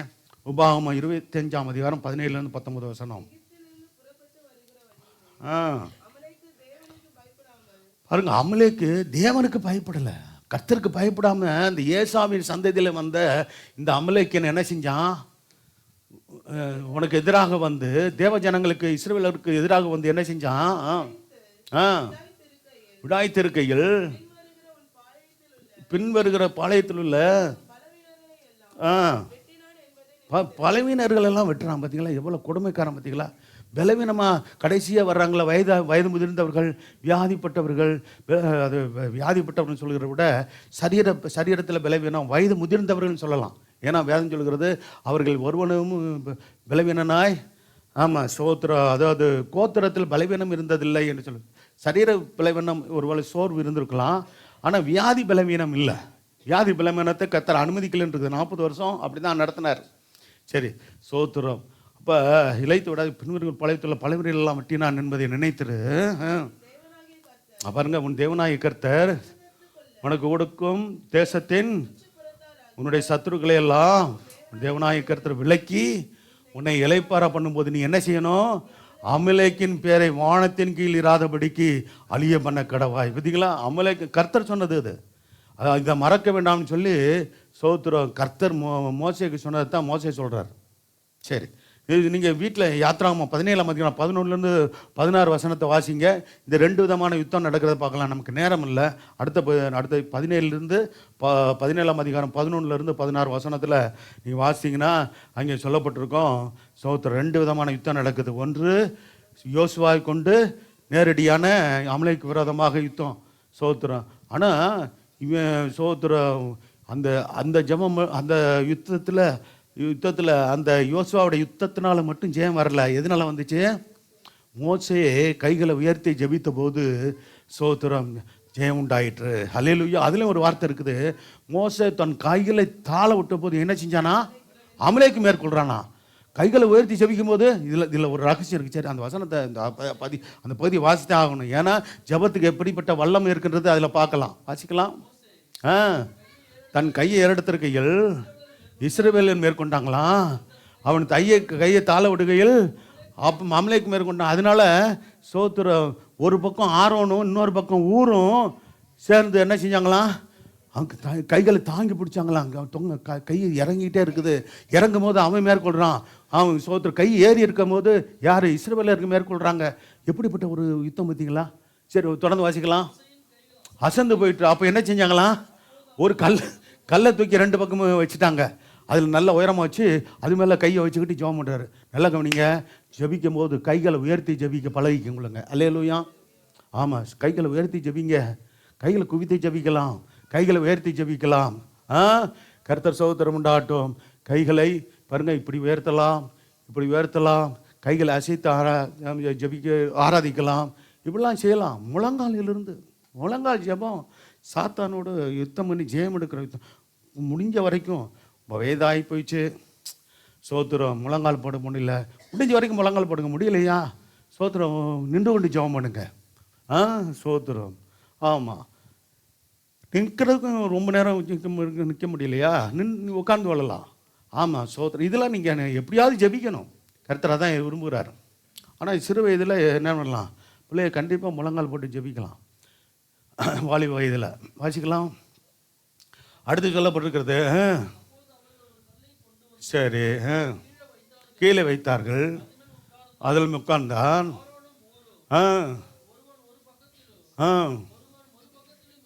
பார்த்தீங்களா? இப்போ நின்றுக்கிட்டு தான் ஜெபிச்சுருந்துருக்கிறாரு. இப்போ சோத்திரம் உட்கார வச்சு கல்லையும் பக்கத்தில் வச்சு என்ன பண்ணிட்டாங்க பாருங்க, ஜெபிக்கிறாங்க. கையை இறங்காதபடிக்கு வச்சு. சரி வாசிக்கலாம். தாங்கினார்கள். பாருங்க, சூரியன் அஸ்தம் வரைக்கும். அப்போ காலிலேருந்து ஆரம்பித்த யுத்தம் சூரியன் அஸ்தமிக்கிற வரைக்கும் யுத்தம் நடக்குது பாருங்க. அமலேக்கர் அந்த அளவுக்கு மோசமான எதிரி. சரி வாசிக்கலாம். இருந்தார்கள். கட்டேக்கருக்கெல்லாம் முறியடித்தான். அந்த வெற்றி பெறுகிறதுக்கு காரணம் சோத்திரம், மோசேயினுடைய ஜெபந்தான். சோத்திரம். சரி வாசிக்கலாம். இந்த நினைவுபட்டு நீ என்ன செய்யும்? ஒரு புஸ்தகத்தில் எழுதி யோசுவாவின் செவி கேட்கும்படி வாசி, அமலைக்கும் வானத்தின் கீழங்கு இராதபடிக்கு. பார்த்தீங்களா? சோத்திரக்காரன் தேவனுக்கு விரோதமாக செயல்படும், சிங்காசனத்துக்கு விரோதமாக அப்படின்னு ஒரு வார்த்தை இருக்குது பாருங்க. கீழே வாசிக்கலாம். 16 வரைக்கும். அதற்கு யெகோவா-நிசின்னு சொல்லி நம்ம கர்த்தரை துதிக்கிறோமே. சோத்திரம். அங்கே இந்த இடத்துல தான் யெகோவா-நிசின்னு பேர் வைக்கிறார் மோசே. அல்லேலூயா. யெகோவா-நிசின்னு என்ன அர்த்தம்? அதாவது வெற்றி தரும் தெய்வம்னு அர்த்தம். வாசிக்கலாம். அடுத்து அமலேக்கின் கை கர்த்தருடைய. பார்த்தீங்களா? அந்த அமலேக்கு அந்த இனம் தேவனுடைய சிங்காசனத்துக்கு விரோதமாக இருக்குதான். பார்த்தீங்களா? விரோதமாக இருந்தபடியால் தலைமுறை தோறும் அவனுக்கு விரோதமாக கர்த்தரின் யுத்தம் நடக்கும் என்றான். இந்த அமலேக்கர் என்றால் மனசோர்வின் ஆவிக்கு அடையாளம். மனசோர்வின் ஆவியை ஒரு மனுஷருக்குள்ளாக, தேவனுடைய பிள்ளைகளுக்குள்ளாக கொடுத்து நம்மை சோத்திரம். ஆமாம், விசுவாச வாழ்க்கையில் நம்ம என்ன பண்ணுறாங்க? சோத்திரம் நம்மை மடங்கடிக்க பார்க்குறவர்கள் என்று அர்த்தம். சரி சோத்திரம். அடுத்து பார்த்தீங்கன்னா எபூசியர். 2 சாமுவேல் 5ஆம் அதிகாரம் 6ஆம் வசனம் 7ஆம் வசனம் 10ஆம் வசனம் கொஞ்சம் சீக்கிரம் வாசிட்டு போங்க. 2 சாமுவேல் 5ஆம் அதிகாரம். எபூசியர்.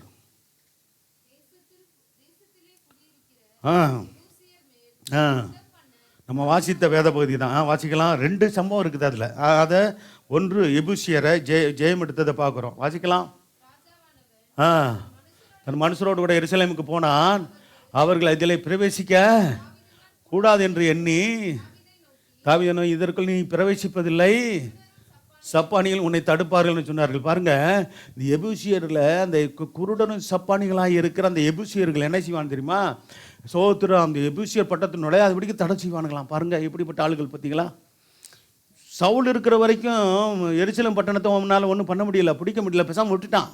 ஏன்னா இவங்களோடு நம்ம இது பண்ணிக்கிட்டு இருக்க முடியாதுடா. பார்த்தா சோதர குருடனும் சப்பானிகளும் நமக்கு எதிராக செயல்படுறானுங்க. அப்போ ஒன்று நல்ல திடகாரத்தனமான ஒன்று நம்ம யுத்தம் பண்ணி ஜெயிக்கிறது ஒரு பக்கம். இவனு பார்த்தாலே இதாக இருக்கிறான். இவனை போய் இவனை வெட்டிக்கிட்டு இவனை இப்போ வேணான்ட்டு அவர் ராஜ்யம் இஸ்ராயல், அதாவது எங்கே அவர் அரசாண்டாராம்? சோத்திரம். சமஸ்த இஸ்ரவேலையும் அரசாண்டார்.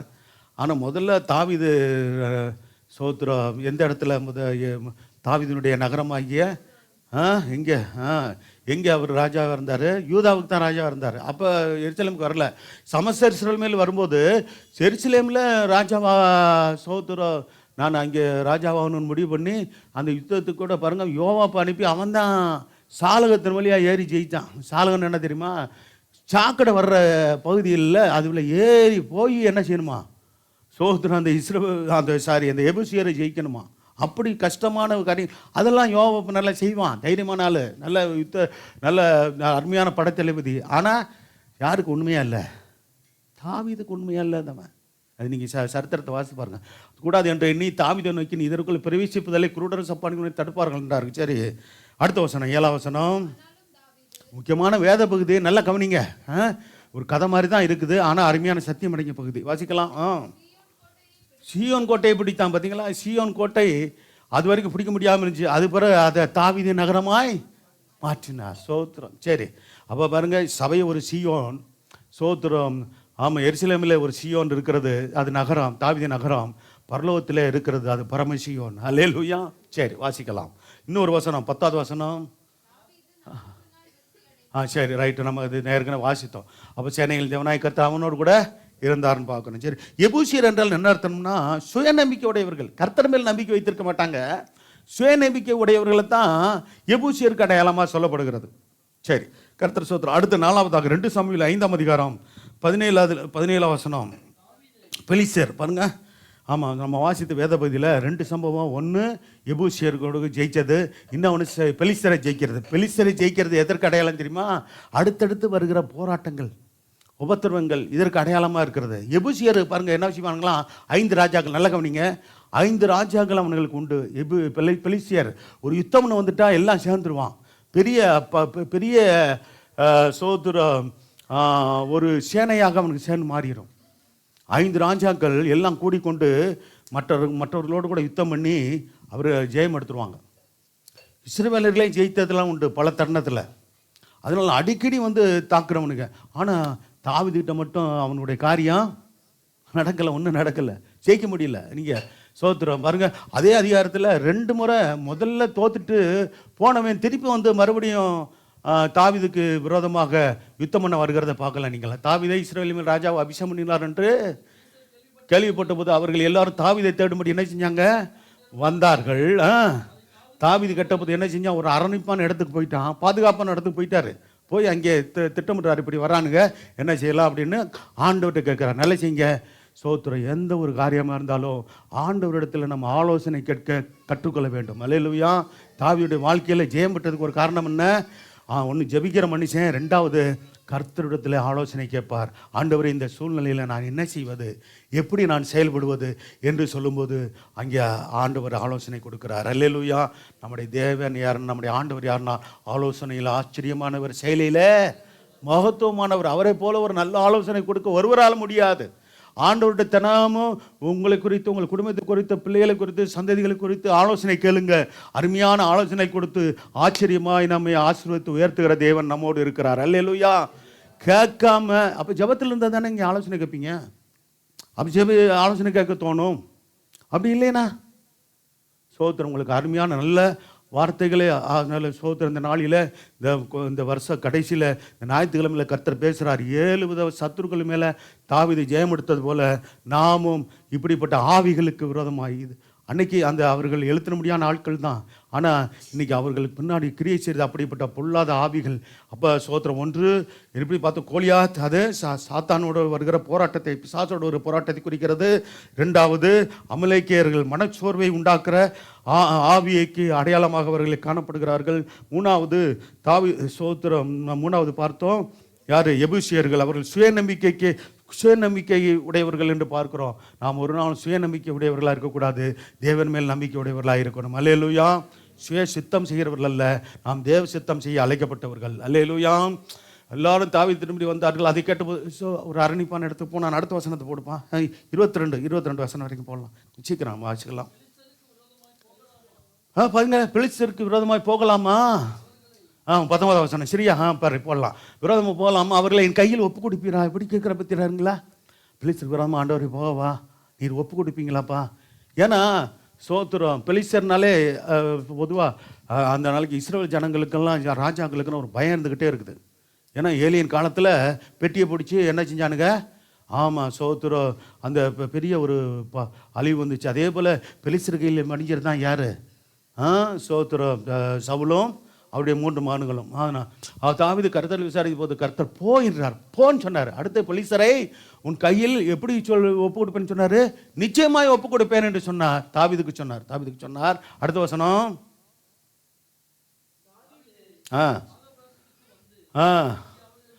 முறியடித்து எப்படி சொன்னார் பாருங்க, தண்ணீர்கள் உடைத்தோடுகிறது போல கர்த்தரின் சத்துருளை எனக்கன்மா உடைத்தோட பண்ணினார் என்று சொல்லி அது நிமித்தம் அந்த ஸ்தலத்துக்கு என்ன பேர் விட்டாராம்? பாகால் பிராசிம் என்று பேரிட்டான். எதை விட்டு ஓடி போனாங்க? எது தன்னை காப்பாற்றணும்னு சொல்லி தூக்கிட்டு வந்தானோ அதை விட்டுட்டு ஓடியா போயிட்டான். அது காப்பாற்றுமா? பெலிஸ்தனுடைய அந்த தெய்வம் தாகோன் உடன்படிக்கை பெட்டியை கொண்டு போய் அவன் கோயிலில் போய் வச்சானா. எதுக்குள்ளே வச்சானா? தாகோனுடைய கோயிலில் போய் வச்சா, மறுநாள் காலில் பார்த்தா அந்த தாகோன் விழுந்து கிடக்குதான். மறுபடியும் தூக்கி தான் வைக்கணும், தூக்கி தான் வச்சுருக்கானுங்க. அதுவும் நான் நடக்குமா பேசுமான்னு என்ன பண்ணோம்? அந்த தாகோன் என்ன பண்ணும்? சோத்திரம். மறுபடியும் தூக்கி வச்சா சுக்குநூறாக மறுநாள் உடஞ்சி கிடஞ்சான். எப்படி? நாம் தேவனுக்கு முன்பாக எந்த ஒரு வல்லமையும் நிற்க முடியாது. அல்லேலூயா. அதுதான் அதனுடைய அர்த்தம். நாம் தேவனுக்கு நிகரானவர் ஒருவரும் இல்லை. அல்லேலூயா. கர்த்தரே தேவன், கர்த்தரே தேவன், நம் கர்த்தரே தேவன். அல்லேலூயா.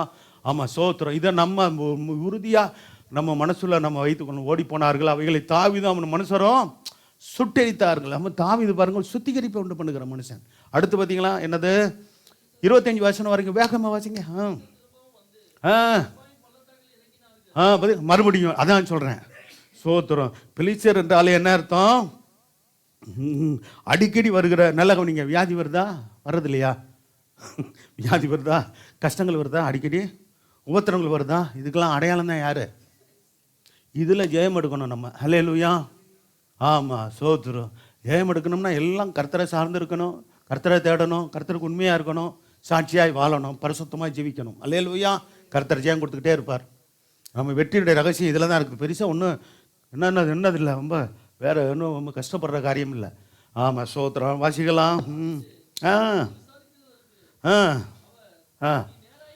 பாருங்க, தாவீது மறுபடியும் விசாரிக்கிறாரு. ஆண்டவரே, மறுபடியும் வந்து யுத்தத்துக்கு வரானே இந்த பெலிஸ்தர், அவனை மடங்கடிச்சேன், போயிட்டு மறுபடியும் அவன் யுத்தத்துக்கு வந்துட்டானே. ஒரே அதிகாரத்தில் வருங்க 2 சம்பவம். அதே ஆள் தான். யார்? பெலிஸ்தர் தான். ஆமாம், அவர் இப்போ பாருங்க வேறு டெக்னிக்கல் சொல்லி கொடுக்குறாரு ஆண்டவர். ஆலோசனை கேட்டால் பாருங்க, நம்ம ஏற்கனவே அறிந்த ஒரு காரியத்தை நம்ம சாதாரணமாக மனுஷர் என்ன பண்ணுவோம், அப்படியே செயல்படுவோம் அப்படின்னு நினைப்போம். ஆனால் இங்கே கேட்டதுனால தான் அவன் பாருங்க தந்திரத்தோடு வர்றான். நேரம் வந்து மோதுனா இப்போ என்ன செய்வோம்? ஆமாம், சோத்திரம். ஏமா இவனை சுற்றியும் வந்து என்ன செய்வோம், அப்படியே நம்ம மடக்கிடுவோம் அப்படின்னு அவன் நினைக்கிறான். அதுக்கு முன்னாடி கர்த்தர் சொன்னார், அவன் வர்றதுக்கு முன்னாடி நீ ரவுண்டு கட்டிடுறவனை. எப்படி நம்முடைய ஆண்டவருடைய ஆலோசனை பற்றிங்களா? அவன் வர்றதுக்கு முன்னாடி நீ சுற்றிருப்பா பற்றிங்களா? பாருங்க அந்த வசனத்துக்கு அவனுக்கு கர்த்தரிடத்தில் விசாரத்துக்கு அவர் நேராக போகாத, என்ன செய்ய, அவருக்கு பின்னாலே சுற்றி போய் அதுவும் சொல்கிறார் பாருங்க. ஆமாம், சுட்டு போகிறது மட்டும் இல்லை, நான் ஒரு சிக்னல் கொடுக்குறேன், அதே மாதிரி செய்யணும். என்ன செய்யணும்?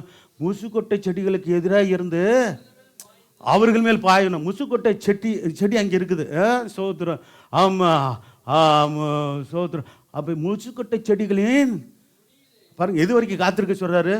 ஆமாம், நமக்கெல்லாம் டக்குன்னு அவசரம் தான் வரும் சில காரியங்களில். ஆமாம், அப்போ போய் சொன்னார், டக்குன்னு போய் அந்த அது பண்ணும். இறைச்சல் சத்தம் கேட்கும், நல்லா காற்றடிச்சு இறைச்சல் சத்தம் வரும்போது தான் நீ போகணும்னாரு. தாவீது கர்த்தருடைய வார்த்தையை ஆலோசனை கேட்டு வார்த்தைக்கு வார்த்தை கீழ்ப்படிந்த மனுஷன். அல்லேலூயா. கர்த்தருடைய வார்த்தைக்கு கீழ்ப்படிந்து வார்த்தைக்கு வார்த்தை நாம் சோத்திரம் ஒப்பு கொடுத்து நம்ம வாழ கற்றுக்கொள்ளமானால் நம்மை கர்த்தர் மென்மேலும் உயர்த்தி கொண்டே இருப்பார். அல்லேலூயா. ஆசீர்வதித்து கொண்டே இருப்பார். இதுதான் சத்தியம்.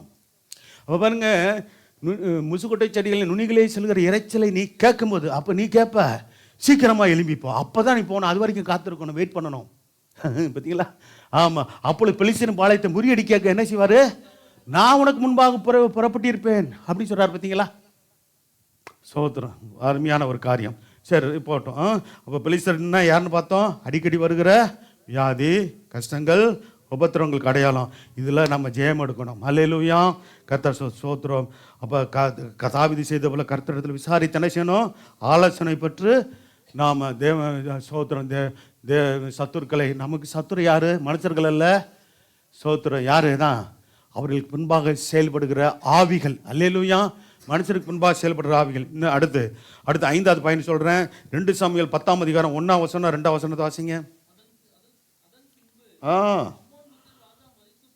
அம்மன் புத்தருடைய ராஜா மரித்து போனான்.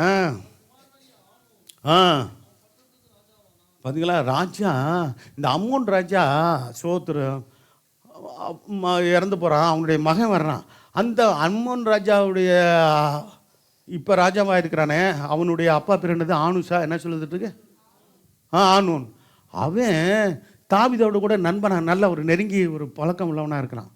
ஆனால் அந்த நாட்களில் எப்படின்னா சோத்திரம் போய் ஒரு பலமான ராஜா, பலமான தேசம்னா ஒரு என்ன செய்வானுங்களாம், சுற்றி இருக்கிற தேசம் வருஷம் என்ன செய்வாங்க? ஆமாம், சோத்திரம் அந்த பகுதி கட்டுவாங்க. சோத்திரம் இவ்வளவு என்ன தர்றேன், ஆடு தரேன், மாடு தரேன் அப்படின்னு ஒரு ஒத்துக்கொள்வாங்க. இன்னொன்று என்னருவாங்க, தாளந்து பொண்ணு தாரேன், அவன் வெள்ளி தாரேன்னு ஒத்துக்குருவாங்க. அப்படி இப்படியோ நண்பன் ஆயிட்டான். யார்? ஆமாம், சோத்திரம். அம்மன் புத்திரன் ராஜா மரித்து போனான். அவன் குமாரனாய் ஆனூன்னு அவன் பட்டத்திற்கு வந்தான். அப்போ அவனுடைய அப்பா பேர் கீழே சொல்லப்பட்டிருக்கிறது நாகாஸ். நாகாசு நல்ல மனுஷனாக இருந்திருக்கிறான். தாவீதோடு கூட நட்பு பாராட்டுறான். நல்ல பலம் வாய்ந்த ராஜா, நட்பாக இருக்கிறான். இவன் இறந்து போயிட்டானே, சோத்திரம், சரி அவன் மகனுக்கு உதவி செய்யலாம்னு சொல்லி நல்ல எண்ணத்தோடு கூட தாவீது என்ன செய்கிறாரு, மகனுக்கிட்ட ஆள் அனுப்பி, சோத்திரம் உனக்கு என்னப்பா ஒரு ஆதரவு வேணும், நான் செய்கிறேன்ப்பா அப்படின்னு சொல்லி அனுப்பினா, அவனை அவமானப்படுத்தி அனுப்பிச்சிட்டான். என்ன கூட இருந்தவனுக்கு என்ன தவறான ஆலோசனை கொடுத்தான். என்ன சொல்லிட்டான், இவ்வாறு தாவீது உனக்கு நன்மை செய்கிறது மாதிரி தெரியுதா, இந்த வந்திருக்கிற ஆளு பூரா நல்லா உழவு பார்த்து உன் தேசத்தில் உன்னை கவுத்து போட உன்னை, ஆமாம் சோத்திரம் வந்திருக்கிறான் அப்படின்னு வர அந்த வசனத்தை வாசிங்க. அப்பொழுது ஆணுவின் தகப்பனாய் நகாஸ் எனக்கு தயவு செய்து போல அவன் குமாரனை இவனுக்கு நான் தயவு செய்வேன் சொல்லி அவன் தகப்பனுக்கு அவனுக்கு ஆறுதல் சொல்ல என்ன செஞ்சார், இறந்து போயிட்டார். ஆறுதல் சொல்ல இவர் நேரம் போல் ஊழியக்காரர் அனுப்புகிறாரு. தாவீது ஊழியக்காரர் அம்மன் புத்திரர்கள் தேசத்தில் வந்தாங்க. வீட்டில் போய் அந்த வசனம் வார்த்தை பாருங்க. அவன் என்ன சொல்லிட்டான், மற்றவர்களுடைய தவறான ஆலோசனையை கேட்டுட்டு யுத்தம் பண்ண வந்துட்டான். ஏன்னா இவங்களை யுத்தம் பண்ணுறதுக்கு ரெடியாக இருக்கிறான். அதே சமயத்தில் இவங்களை என்ன செஞ்சானா, வந்த ஊழியக்காரர் அவமானப்படுத்தி அனுப்பிச்சுட்டான். சோத்திரம், என்ன இப்படி அவமானப்படுத்தினானா, அப்படி இருக்குது. என்னதான் தாடியை சிரைத்து சோத்திரம்,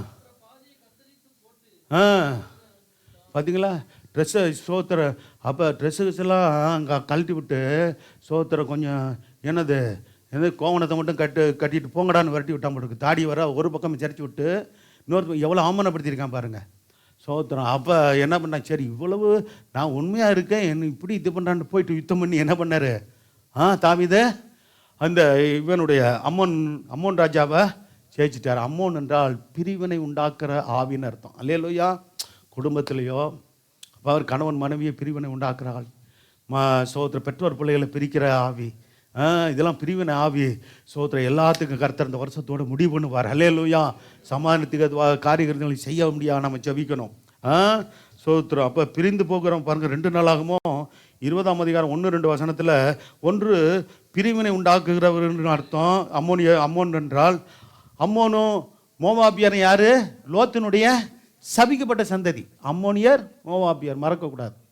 சோத்திரம். சரி, பார்த்தீங்களா சேர்ந்துக்குருவானுங்க பாருங்க. இது 2 பேரும் லோத்தின் புத்திரர்கள். லோத்தின் அந்த கூட்டத்தாருக்கு என்ன பண்ணுவாங்க, சந்ததி யார் கூடி கொண்டு அவர்களோட அம்மோனியருக்கு அப்புறத்தில் மனுஷனுடைய யோசபாத்துக்கு விரோதமாய். அப்போ பாருங்கள், இப்போ ஒரு காலத்தில் தாவீதுக்கு அடங்கி இருந்தாலுங்க பின்னாடி பிரிஞ்சு எதிராக செயல்பட ஆரம்பிச்சிட்டான். அப்போ ஒன்று அம்மோன் என்றால் பிரிவினை உண்டாக்குறவன், 2வது பிரிந்து போகிறவன் என்று அர்த்தம். சோத்திரம். சரி, 6வது சொல்கிறேன். 2 சாமுவேல் 22ஆம் அதிகாரம் 1ஆம் வசனத்தில் 1ஆம் வசனத்தை வாசிங்க.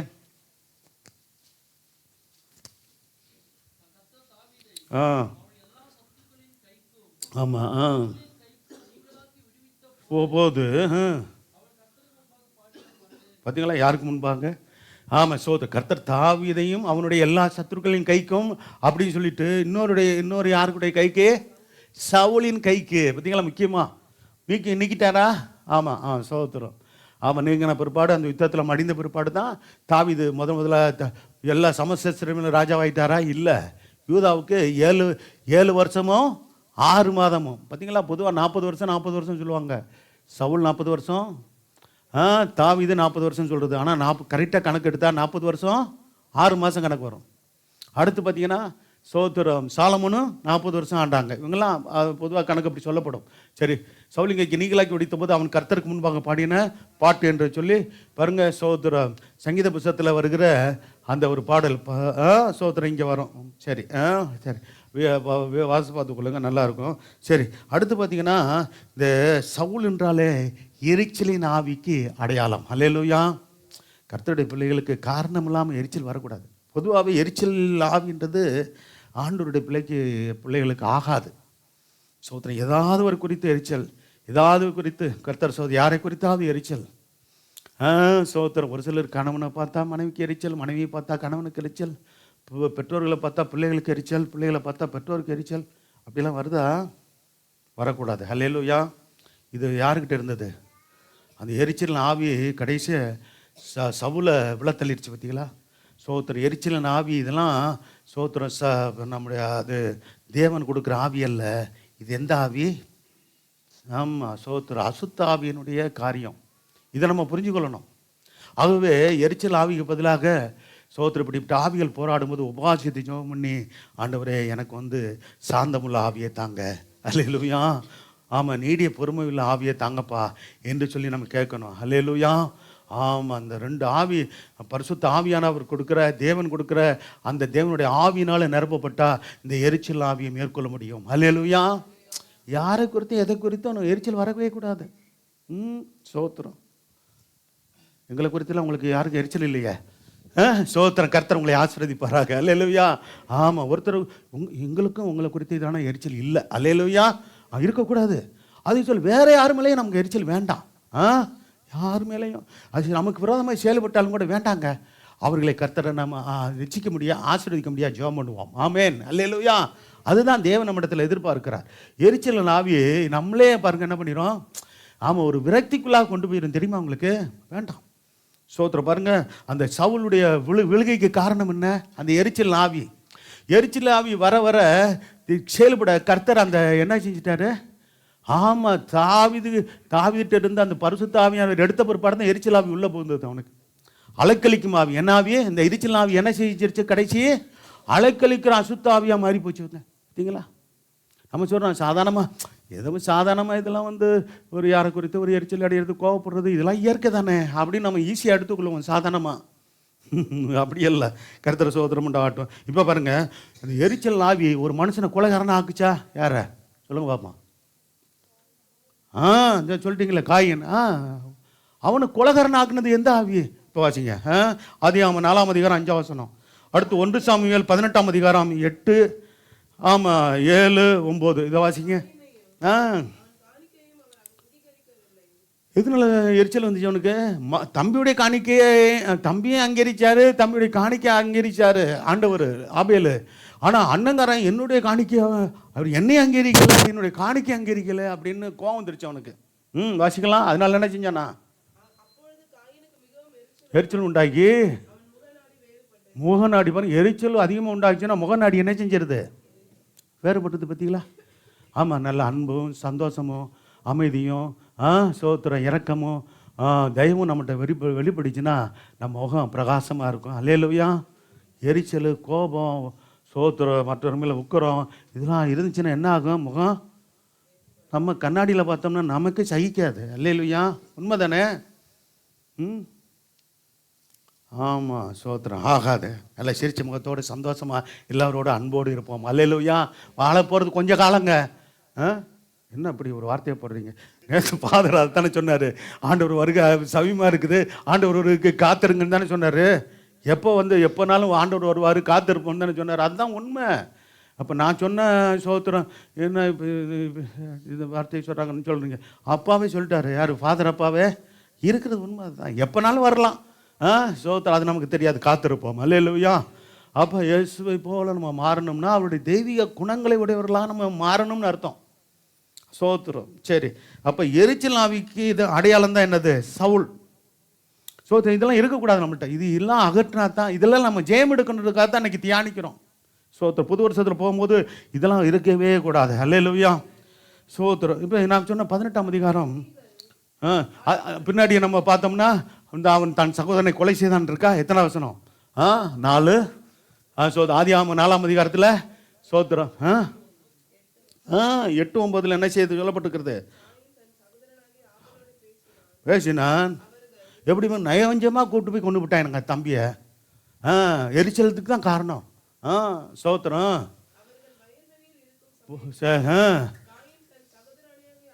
விரோதமாக எழும்பி எங்கே கூட்டு போயிட்டான்?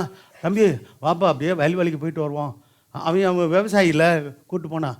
அண்ணன் கூப்பிட்றானுன்னு ஒரு கபடம் இல்லாமல் போனால் கொன்னே விட்டானே. பார்த்தீங்களா? முதல்ல கொலைகாரன் யார் வேதத்தில்? காயின் தான். அவனுக்கு விரோதமாக எழும்பி அவனுக்கு கொலை செய்தான். போதும். இந்த வசனத்தை வாசிக்க 1 சாமுவேல் 18ஆம் அதிகாரம். பாருங்க, அவருக்கு எரிச்சல் வந்தது காரணம் என்ன? ஸ்திரீகள். எங்கே இந்த எதனால? யாரை கொண்டுட்டாரு? தாவீது கோலியாத்தை கொண்டுட்டாரு. கோலியாத்தை கொண்டவொன்னே இந்த பொம்பளைங்க பண்ண வேலையை பாருங்க. நம்மளாம் நல்ல, நீங்களாம் நல்லவங்க. சோத்திரம். தாவீது கொன்றது, அதாவது சவுல் கொன்றது 1000, தாவீது கொன்றது 10,000 சொன்னால் அவனுக்கு கோபம் வருமா இல்லையா? ஆனால் கோபம் சரி சந்தோஷப்பட்டிருக்கணும். நம்மளால் முடியாது, அவன் செஞ்சானே. யார்? தாவீது செஞ்சானே. சந்தோஷப்பட்டிருக்கணும். அவனை டென்ஷன் ஆக்கி விட்டது யார்? அந்த அம்மாமார்கள் தான், அந்த சகோதரிமார்கள் தான். பாருங்கள், அந்த ஸ்திரீகளை ஆடிப்பாடுகள், அதுவும் ஆடி பாடிக்கிட்டு வந்தாங்களாம். சரி, என்ன பண்ணாங்களா? சவுல் கொன்றது 1000 தாங்க, தாவீது கொன்றது 10,000 பேரை கொண்டு விட்டாங்க தாவீது அப்படின்னு சொல்லி, அதுவும் ஒரு தடவை பாட்டினால பத்தாதான் என்னவா, அடுத்தடுத்து பாடிக்கிட்டே இருந்திருக்குதுங்க. ஐயோ ஒரே குஷி, சோத்திரம். இவருக்கு குஷி ஏற ஏற இவங்களுக்கு அவங்களுக்கு என்ன உண்டாயிருச்சு, எரிச்சல் ஏறிக்கிட்டே போயிடுச்சு. யாருக்கு? சவுல் ஐயாவுக்கு. என்ன செய்யறது பாருங்க. இதில் கவனமாக ஞானமாக. ஆமாம், சோத்திரம். இந்த அம்மாமார்கள் பண்ண வேலை கடைசியில் தேசத்தில் இருக்க விடாமல் எங்கெங்க பட்டணம் கட்டணும். ஆமாம், சோத்திரம். குகையும் வனாந்தரமும் சோத்திரம் மலைகளெல்லாம் போய் ஒளிய முடியா ஆக்கி விட்டாங்க. யாருங்க? இந்த அம்மாமார்கள் பண்ண வேலை தான். நீங்களாம் நல்ல அம்மாமார்கள். அல்லேலூயா. சரி சகோதரிமார்கள், கர்த்தர் ஆசீர்வதிப்பார். அந்த வார்த்தை அவனுக்கு விசனமாக இருந்துச்சான், வேதனையாக இருந்துச்சான். அவன் சொல்கிறான் பாருங்க, என்ன சொல்கிறான், மிகுந்த எரிச்சல் அடைந்து, சாதாரண எரிச்சல் இல்லை, மிகுந்த எரிச்சல் அடைந்து பாருங்க. தாவீதுக்கு என்ன எத்தனை கொடுத்தாங்க? 10,000 கொடுத்தாங்க. எனக்கும் ஒரு ராஜாவாக இருக்கிறவனுக்கு 1000 கொடுத்தாங்களே. இன்னும் என்னதான் அவனுக்கு பாக்கி இருக்கு? ராஜாகத்தை மட்டும் தான் கொடுக்கல, அவனுக்கு குறைவாக இருக்கிறது என்று சொல்லி என்ன செஞ்சான்? அது அடுத்த வருஷம் முக்கியம். அந்நாள் முதற்கொண்டு என்ன செஞ்சானா தாவீது, சவுல் என்ன செஞ்சான்? தாவீது காய்மகமாரை பார்த்தான்னு என்ன அர்த்தம்? பொறாமையாக பார்த்தான்னு அர்த்தம். காய்மகாரன்ற வார்த்தையெல்லாம் கேள்விப்பட்டீங்களா? காய்மகாரம் என்று பொறாமைக்கு அடையாளமாக தான் சொல்லப்பட்டிருக்கிறது. காய்மகாரம் ஒரு சில இருக்க பேச்சு வழக்கில் உண்டு. ஒரு சில பகுதியில் காய்மகாரமாக பேசிட்டாங்க, நீ பார்க்குறாங்க அப்படிலாம் சொல்லுவாங்க பார்த்தீங்களா? பொறாமையோடு செயல்பட்டான். சரி போட்டோம். அப்போ எரிச்சல் ஆவிக்கு அடையாளமாக இருக்கிறது, அதெல்லாம் கூடாது நமக்கு. சரி, அடுத்து கடைசி அவனை சொல்லி முடிக்கிறேன். 2 சாமுவேல் 18ஆம் அதிகாரம் 9-15. அப்சலோம் சொந்த சரீரம். யாரு அப்சலோம்? யாருங்க? தாவீதுக்கு சொந்த மகன். சொந்த மகனே எலும்புனானா தாவீதுக்கு வரதமா? எலும்பு அப்பாவே என்ன செஞ்சான்? அப்பாவே செருப்பு கால் போடாமல் சோத்திரம் தலையில் துண்டை போட்டுட்டு ஓட விட்டானே. நல்ல மனுஷன்ல அப்பா பாருங்கள், எப்படிப்பட்ட மகன் பாருங்கள். ஆமாம், அப்படிப்பட்ட பிள்ளைகள்லாம் கொடுக்காம நல்ல பிள்ளைகளை கொடுத்ததுக்காக கர்த்தரை ஸ்தோத்திரம் பண்ணுவோம். அல்லேலூயா. பெற்றோர் நம்ம பிள்ளைங்களாம் நல்ல பிள்ளைங்க. அந்த அளவுக்குலாம் ஒரு சில குறைகள் இருக்கலாம், அதுக்காக இப்படி மோசமான வேலையெல்லாம் செஞ்சாங்க. அப்பாவுடைய ராஜாங்கத்தை பிடிங்க ஓட விட்ட மகன் அப்சலோம் இல்லையா? ஸ்தோத்திரம். சரி வாசிங்க. அப்போ இது என்னன்னா, இரத்த உறவுகளோடு ஏற்படும் பிளவுகளுக்கு இது அடையாளம். சொந்த சரீரம் ஒன்று பாருங்க. ஆண்டவர் சொன்னார், ஒரு காரியம் சொன்னார், சோத்திரம். உங்கள் வீட்டாரே உங்களுக்கு என்ன சொன்னாரா? உங்கள் வீட்டாரே உங்களுக்கு சோத்திரம். அப்படி ஆமாம், வீட்டாரே பிள்ளைகளே பெற்றோர்கள் சத்துருவாக மாறிடக்கூடாது. சில இடங்களில் பெற்றோர்கள் பிள்ளைகளுக்கு விரோதமாக மாறிடுறாங்க. அது உலகத்தார்கிட்ட இருந்துட்டு போட்டோம், இருக்குது. பல இது காரியங்கள் பார்க்குறோம். ஆண்டவருடைய பிள்ளைகளுடைய குடும்பங்களில் நம்ம விசுவாச குடும்பங்களில் இருக்கவே கூடாது. அல்லேலூயா. ஊழியக்கார குடும்பத்தில் இருக்கக்கூடாது, விசுவாசி குடும்பத்தில் இருக்கக்கூடாது. நான் பொதுவாகவே சொல்கிறேன். சோத்திரம், கர்த்தர் சோத்திரம் உண்டா. சரி, அப்போ பாருங்க வாசிக்கலாம். வேகமாக வாசிக்கணும். அப்சலோம் தாவீதின் சேவகருக்கு எதிர்பட்டான். கோவரு கழுதையின் மேல் ஏறி வரும்போது இது என்ன யுத்தம் உண்டாயிருச்சு. யார் யாருக்கும்? அவங்க ராஜ்யத்தை பிடிச்சி ராஜாவை உட்காந்துக்கிட்டு அப்பாவுடைய இடத்துல தேவசித்தப்படி வரல. நல்லா கவனிக்கணும். அப்சலோம் தேவசித்தப்படி ராஜாவா உட்காந்தானா? இல்லை. சோத்திரம். ராஜாவா இவனை கொண்டு வரதுக்கு விருப்பமே இல்லை கர்த்தருக்கு. யாருக்கு? முதல்ல இருந்தே தேவனுடைய சித்தம் என்ன? தாவீதுக்கு பிறப்பு யார் தான் வரணும்? சாலமோன் தான் வரணும். ஆனால் இவன் குறுக்கு அப்போ என்ன செய்யறான்? தேவ சித்தம் இல்லாமல் நானும் எங்கள் அப்பாவுடைய ராஜ்யத்துக்கு நான் வந்தேன். அவருக்கு இப்போ தான் அநேக மனைவி இருந்தால் இதுதான் கோளாறு. 1-2 மனைவியாக இருந்தால் அது சோத்திரம். ஒன்றுக்கு மேலே இருக்கக்கூடாது. ஆமாம், ஒரு மனைவியோடு வாழ்ந்த உத்தமன் யார் வேதத்தில்? ஈசாக்கு தான். அல்லேலூயா. ஆமாம், அந்த நாட்கள்லாம் ஒரு அப்படி இருந்திருக்கிறாங்க. அன்றைக்கி சோத்திரம் 1-2 நிறுத்திக்கிட்டு உண்டு. ஆனால் இவருக்கு 10 மனைவி மறுமனையாட்டிகளாம் இருந்திருக்குது. ஆமாம், அவன் கிளம்பிட்டான். யார்? சாலமோன். எத்தனை? என் அப்பா ஆமாம் 10-20 பண்ணார். நான் விடுவேனா? 1000 கொண்டு போய் தான் அவனுக்கு திருப்தி ஆச்சு. அல்லேலூயா. அப்புறம் கடைசியில் எதுக்கு நீ இப்படி அப்படி போயிட்டு கடைசியில் பிரசங்கி புத்தகத்தில் மாயை எல்லாம் மாயை, நீ ஏன் புலம்புற? சோத்திரம். சரி வாசிக்கலாம்.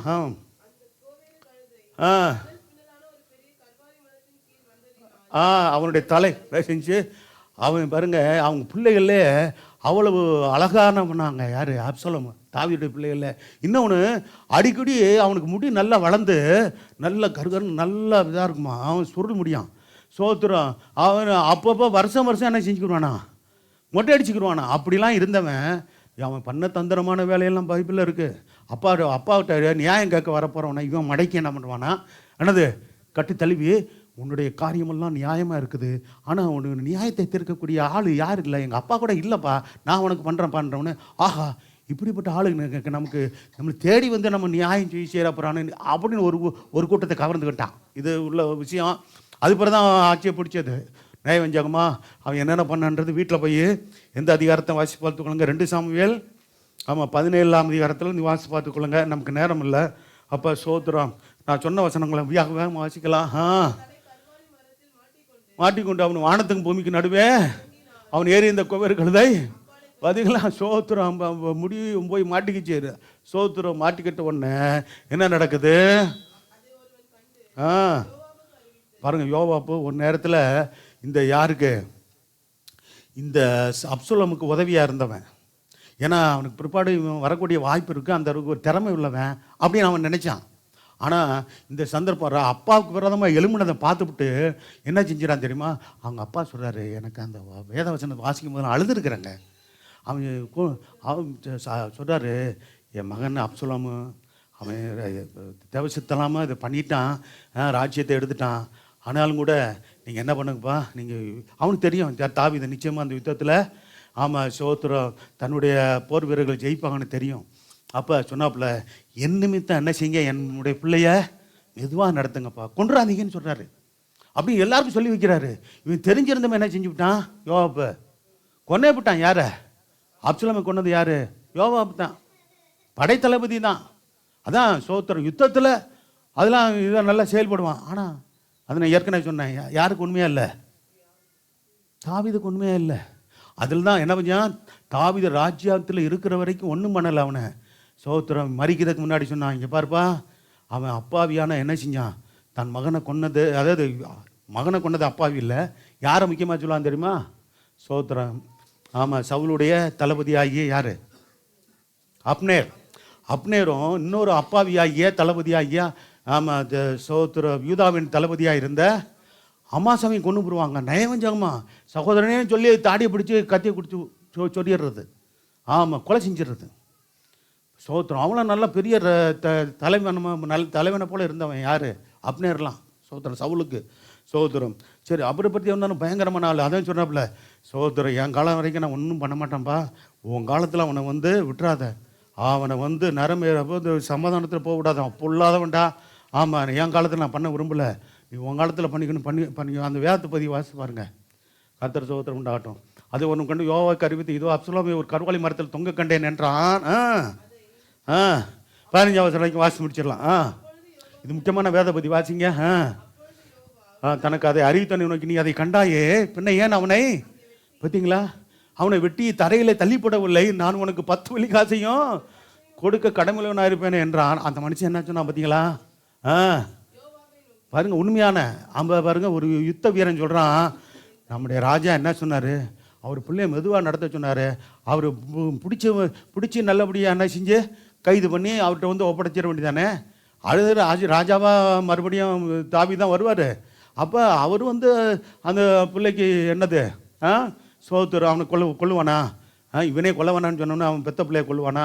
சரி, அவனுக்கு ஏதோ சீர்படுத்தி சரிப்படுத்தி அவனுக்கு என்ன செய்யணுமோ அதை அவனுக்கு ஒழுங்குபடுத்தி செய்வாப்பிள்ளையே, நீ நம்ம ஒன்றும் செய்யக்கூடாது அப்படின்னு சொல்கிறான். அப்போ அதுக்கு என்ன சொன்னான்னு தெரியுமா, என் கைகளில் 1000 வெள்ளி காசு நிறுத்து கொடுக்கப்பட்டாலும் ராஜாவுடைய குமாரன் என்ன செய்ய மாட்டேன், கையின பாட்டு பிள்ளையாண்டவனாய் அப்சலோமை நீங்கள் அவரவர் காப்பாற்றுங்கள் ராஜா, உமக்கும் அபிஷாயிக்கும். யார் யாருக்கெல்லாம் சொன்னார், யாருக்கும் சொல்லியிருக்கிறாரு, யோவாப்புக்கும் சொல்லியிருக்கிறாரு, அபிஷாய்க்கும் சொல்லியிருக்கிறாரு. மூணு படையை அனுப்பி யுத்தம் நடக்குது. எங்கள் காதுல கேட்க கட்டளையிட்டாரே. வாசிக்கலாம். ராஜாவுக்கு ஒரு காரியம் என்ன செய்யாது, மறைவா இருக்க மாட்டாது. பார்த்தீங்களா, என் பிராணைக்கு விரோதமாக பயப்படுறான். ஒரு ராஜாவுடைய கட்டளை கீழ்படுகிற உண்மையான ஒரு போர் வீரன். நீர் எனக்கு விரோதமாக இருப்பீர் என்றான். என்ன பார்த்தீங்களா, என்ன சொன்னான் பார்த்தீங்களா. அதான் பாருங்க, அவன் ஒரு சில காரியங்களில், நான் தளபதியாக இருக்கிறேன்யா, நான் எவ்வளோ யுத்தங்கள் நான் தாவீதுக்காக பண்ணி ஜெயம் கொடுத்தவன். அதனால் தாவீது நான் சொல்கிறத கேட்கணும். நல்லா கவனிங்க, தேவன் வைக்கிற ஸ்தானத்தில் நம்ம உண்மையாக இருக்கணும். அல்லேலூயா. ஆமாம், சோத்திரம். அவள் பாருங்க, அந்தந்த ஸ்தானத்துக்கு மேலே நம்ம உயர நினைக்கக்கூடாது யாரும். சரி, நான் பாருங்க, நான் இதில் ரொம்ப கவனமாக இருப்பேங்க. இப்போ ஐக்கியத்தில் இருக்கிறாங்க ஊழியக்காரங்க, மூத்தவங்க, மற்ற காரியங்களை முன்னாடி சும்மா சாதாரணமாக பேசவே மாட்டேன். ஏன்னு தெரியுங்களா? சோத்திரம். அவங்க ஊழிய அனுபவம் என்ன, வயது அனுபவம் என்ன. ஐக்கியத்தில் ஊழியக்காரங்க தான், அவங்களும் ஒரு சபை ஊழியக்காரங்க. எவ்வளோ பேர் இருக்கிறாங்க கேட்டு பாருங்க. ஏன்னு கேட்டால் எனக்கு தெரியும். கர்த்தர் சோத்திரம் உண்டாகட்டும். அவர்களுக்கு எதிர்த்து நம்ம மாற்று கருத்து சொல்கிறதுக்கு, அது சரியான கருத்தாக இருந்தாலும் சொல்கிறதுக்கு என் மனசு வராது. சோத்திரம்.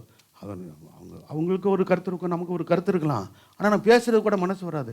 இப்போ வாசிங்க, ரோமர் 13ஆம் அதிகாரத்தில் கொடுக்கப்பட்ட அதிகாரங்கள்லாம் யாரால் கொடுக்கப்பட்டு இருக்குதான்? நல்லா கவனிங்க. வாசிக்கலாம். 13 வாசிக்கலாம். ஆமாம், நல்லா கவனிங்க. எந்த மனுஷனும் மேலான அதிகாரம் உள்ளவர்களுக்கு மேலான அதிகாரம்னு ஒன்று இருக்குங்க. கர்த்தருக்கு அடுத்து மேலான அதிகாரம், கர்த்தருக்கு மேலான அதிகாரம் யாருக்கும் இல்லை. ஆனால் அந்த பூமியில் இருக்கிற வரைக்கும் ஒரு சபை என்றால் ஒரு மேலான அதிகாரம் ஒரு அந்த சபையினுடைய மேய்ப்பனுக்கு உண்டு, ஊழியனுக்கு உண்டு. ஆக விசுவாசிங்க, நீங்கள் இந்த விஷயத்தில் கவனமாக இருக்கணும். அப்போ சில என்ன நினைக்கக்கூடாது. ஆமாம், உங்களுக்குள்ள என்ன வரக்கூடாது, வராதுன்னு நினைக்கிறேன். என்னது? ஆமாம், நான் சொன்னது ஊழியக்காரர் கேட்டானே. ஆமாம், சகோதரி மேலே நினைக்கக்கூடாது. சகோதரம், நான் சொல்கிறத பாஸ்டர்மா சிஸ்டர் கேட்டானே. ஆமாம், நான் சொல்கிறத சகோதரம் இந்த பாஸ்டர் கேட்டானே அப்படின்ற எண்ணங்கள்லாம் வரக்கூடாது உங்களுக்கு. அது நல்லதில்லை. ஏன்னா வசனத்தை நீ கவனிக்க. வாசிக்கலாம். தேவனாலே அன்றி. ஆமாங்க, தேவனாலே அன்றி ஒரு அதிகாரமும் இல்லை. அந்த அதிகாரம் வீட்டில் போய் வாசிச்சு பாருங்க, அருமையாக அப்போஸ்தலன் பவுல் சொல்வார். உண்டாயிருக்கிற அதிகாரங்கள்லாம் தேவனால் உண்டானது. எங்களுக்கு சில உரிமைகள், எங்களுக்கு சில பொறுப்புகள், சில அதிகாரங்கள் கொடுத்துருக்கிறாருன்னா சோத்திரம், அது தேவனால் உண்டானது, எங்களுக்கு கிடைத்ததை தவிர மனுஷர் கொடுக்கல. சோத்திரம். இதெல்லாம் வேதத்தின்படி உண்டு. சோத்திரம். அதே போல் நீங்கள் பார்த்தீங்கன்னா உலகப்பிரகாரமான மனுஷர்களுடைய அதிகாரங்களை கூட சொல்லும்போது நீங்கள் அவர் இப்படிப்பட்டவர்களுக்கு கீழ்ப்படிஞ்சு நடங்கன்னு தான் சொல்லப்பட்டிருக்கிறது. அவிசுவாசியாக இருந்தாலும் அவங்களுக்கு சோத்திரம், தேவனே அவர்கள் அந்த பொறுப்பில் வச்சிருக்கிறார், கீழ்ப்படிஞ்சு நடங்கன்னே இருக்குது. சோத்திரம். அப்போ சொன்னால் பேதுரு கூட சொல்கிறாரு. சோத்திரம். பவுல் கூட சில ஆலோசனைகள் கொடுக்குறாரு. சரி, இருக்கட்டும், இங்கே வந்துடுங்க. சோத்திரம். ஆமாம், சொல்லி எடுத்துக்கொண்டு அப்சலோம் இன்னும் கர்வாலி மரத்தின் நடுவில் உயிரோட தொங்குகையில் என்ன செஞ்சானா? குத்தினான். குத்திட்டு அப்போ நான் அவனை கொல்றதுக்கு ரெடி ஆகிட்டேன் என்ன சொல்லிட்டு கடைசியாக கொல்ல வச்சது யார்? ஒரு 10 பேரை அடிங்கடா, அவனை அடிச்ச கொண்டு விட்டானுங்க. யாரை? அடுத்த வசனத்தை வாசிங்களேன். ஆயுததாரிகளாகி 10 பேர் ஆயுததாரிகளை வச்சுருக்காங்க சுற்றி என் பக்கத்தில். அப்சலோமை சூழ்ந்து கொண்டு அவனை அடிச்சே கொண்டு விட்டானுங்க. சோத்திரம். அவன் சரியான ஆள் இல்லை தான் அப்சலோம். ஆனாலும் கூட அவனுக்காக அழுது புலம்புனா பாருங்க. என் மகனாகி அப்சலோமே, உனக்காக நான் மரித்தால் நலமாக இருக்குமே, உனக்காக நான் என்ன மகனே, என் மகனே. என்ன ரத்த உறவு பாருங்க, ரத்த உறவு தப்பு பண்ணவன் தான், ஆனாலும் கூட பெத்த பிள்ளையாச்சே. பார்த்தீங்களா அந்த ரத்தம்? அப்போங்க சொந்த ரத்தம் மாணவர்களே. நம்ம ஆண்டவர் சொன்னாரா? சோத்திரம். உன் குடும்பத்தாரே உனக்கு, நான் சொல்கிற வசனம் புதிய ஏற்பாட்டில் ஆண்டவர் சொன்னாரா? என்ன சொன்னார்? ஆமாம், அந்த வசனத்தை வாசிக்கலாம். ஆமாம், மற்றவர்களும் நம்ம சத்துருங்கள் பார்க்குறோம். ஆனாலும் கூட நம்ம வீட்டாரே ஒரு சில சமயம் நமக்கு விரோதமாக, உங்களுக்கு விரோதமாக செயல்பட, அது பாருங்கள் வீட்டார். சோத்திரம் மட்டும் இல்லை, அது இவங்களும் யார்? எங்கள் கூட பிறந்தவங்க யாருங்க? நம்ம ரத்தம் தானே அவங்க. ஒன்று நம்ம ஒரு சொந்த ரத்தம் பிள்ளைங்க, அடுத்து என்ன யார்? உறவினர்கள் யார்? இப்போ எனக்கு அக்கா, தங்கச்சி, அண்ணன், இது தம்பிமார்கள்லாம் இருக்காங்க. அவங்களாம் யார்? என்னுடைய ரத்தம் தானே அவங்களும். அதே சமயம் பிள்ளைகளும் எங்களுடைய ரத்தம் தான். சோத்திரம். சரி, அப்படி தான் எல்லாருக்குமே அதே தான். அப்போ அது இந்த உறவுகள் மூலமாக உறவுகளுக்குள்ளாக சில மனக்கசப்புகள், சில வருத்தங்கள் இதெல்லாம் வரும்போது இதில் சரி பண்ணிக்கிறதுக்கு நமக்கு ஞானம் வேண்டும். அல்லேலூயா. உறவுகளை நம்ம பலப்படுத்துவோம். புதிய வருஷத்தில் போகிறோம். குடும்பங்களில் பிளவு வேண்டாம், சொந்த பந்தங்களில் பிளவு வேண்டாம், கர்த்தர் சோத்திரம் உண்டாகட்டும். தேவன் நம்மை பாதுகாத்து நடத்துவாராக. அல்லேலூயா. எழுந்திருப்போமா? சோத்திரம். 7 காரியங்களை பார்த்தோம். சோத்திரம். எல்லாரும் சோத்திரம் பண்ணுறீங்களா?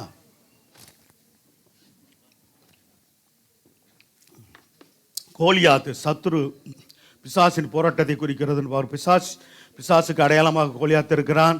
பிசாசின் போராட்டத்தை நாம் மேற்கொள்ள வேண்டும். அதில் தாவீது ஜெயித்தது போல நாமும் ஜெயம் எடுக்க நாம் ஆண்டவரை நோக்கி பார்ப்போமா? அல்லேலூயா. மட்டுமில்லை, கர்த்தர் சோத்திரம் உண்டாகட்டும். 2வதாக 1 சாமுவேல் புத்தகத்தில் வாசிக்கிறோம். அமலேக்கியர் தேவனுடைய பிள்ளைகளுக்கு விரோதமாக எழும்பி செயல்பட்டது. அது சோத்திரம் மனச்சோர்வை உண்டாக்குற ஒரு கூட்டத்தார்.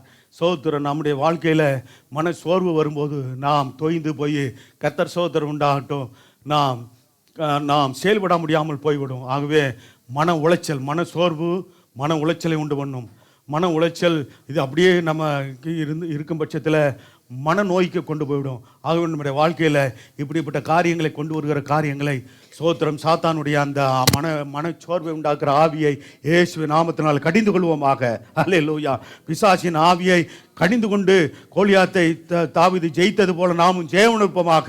அது கோலியாத்தின் பயமுறுத்துதல் இஸ்ரவேலை சேனையை நிந்தித்தான் என்று பார்க்கிறோம். நமக்கு விரோதமாக பயமுறுத்துகிற வல்லமைகள், நமக்கு விரோதமாக நிந்திக்கிற வல்லமைகள், நம் தேவனுக்கு விரோதமாக நிந்திக்கிற காரியங்கள் எதுவாக இருந்தாலும் நாம் ஜபத்தினால் ஜெயம் எடுப்போம். அல்லேலூயா. 3வதாக எபூசியர் என்றால் சுயநம்பிக்கையுடையவர் என்று பார்க்கிறோம். நாமோ தேவ நம்பிக்கையுடையவர்களாக இருந்து சுயநம்பிக்கை காரியங்கள் நம்மிடத்தில் இராதபடிக்கு கர்த்தர் சோத்திரம் உண்டாகட்டும். நாம் தேவனையை சார்ந்து கொண்டு ஜீவிப்போம். கர்த்தர் நமக்கு துணை செய்து நடத்துவார். தாவீது போன இடத்தெல்லாம் கர்த்தர் காப்பாற்றினாரே. தாவீதோடு கர்த்தர் இருந்தது போல நம்மோடு இருந்து நடத்த வல்லவர். ஆண்டவரே, என்னோடு வாய் திறந்து சொல்லுங்க, என்னோடு இருந்து, என் குடும்பத்தோடு இருந்து, என் பிள்ளைகளோடு இருந்து எங்களை நடத்துங்க ஐயா. அல்லேலூயா. கூட இருந்து நடத்துங்க.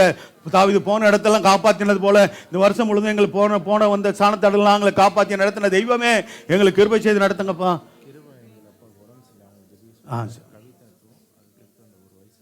சரி தகப்பனே, உமக்கு நன்றி சொல்லுகிறோம். இப்பொழுது நம்முடைய சமூகத்தை நோக்கி பார்க்கிறோம்.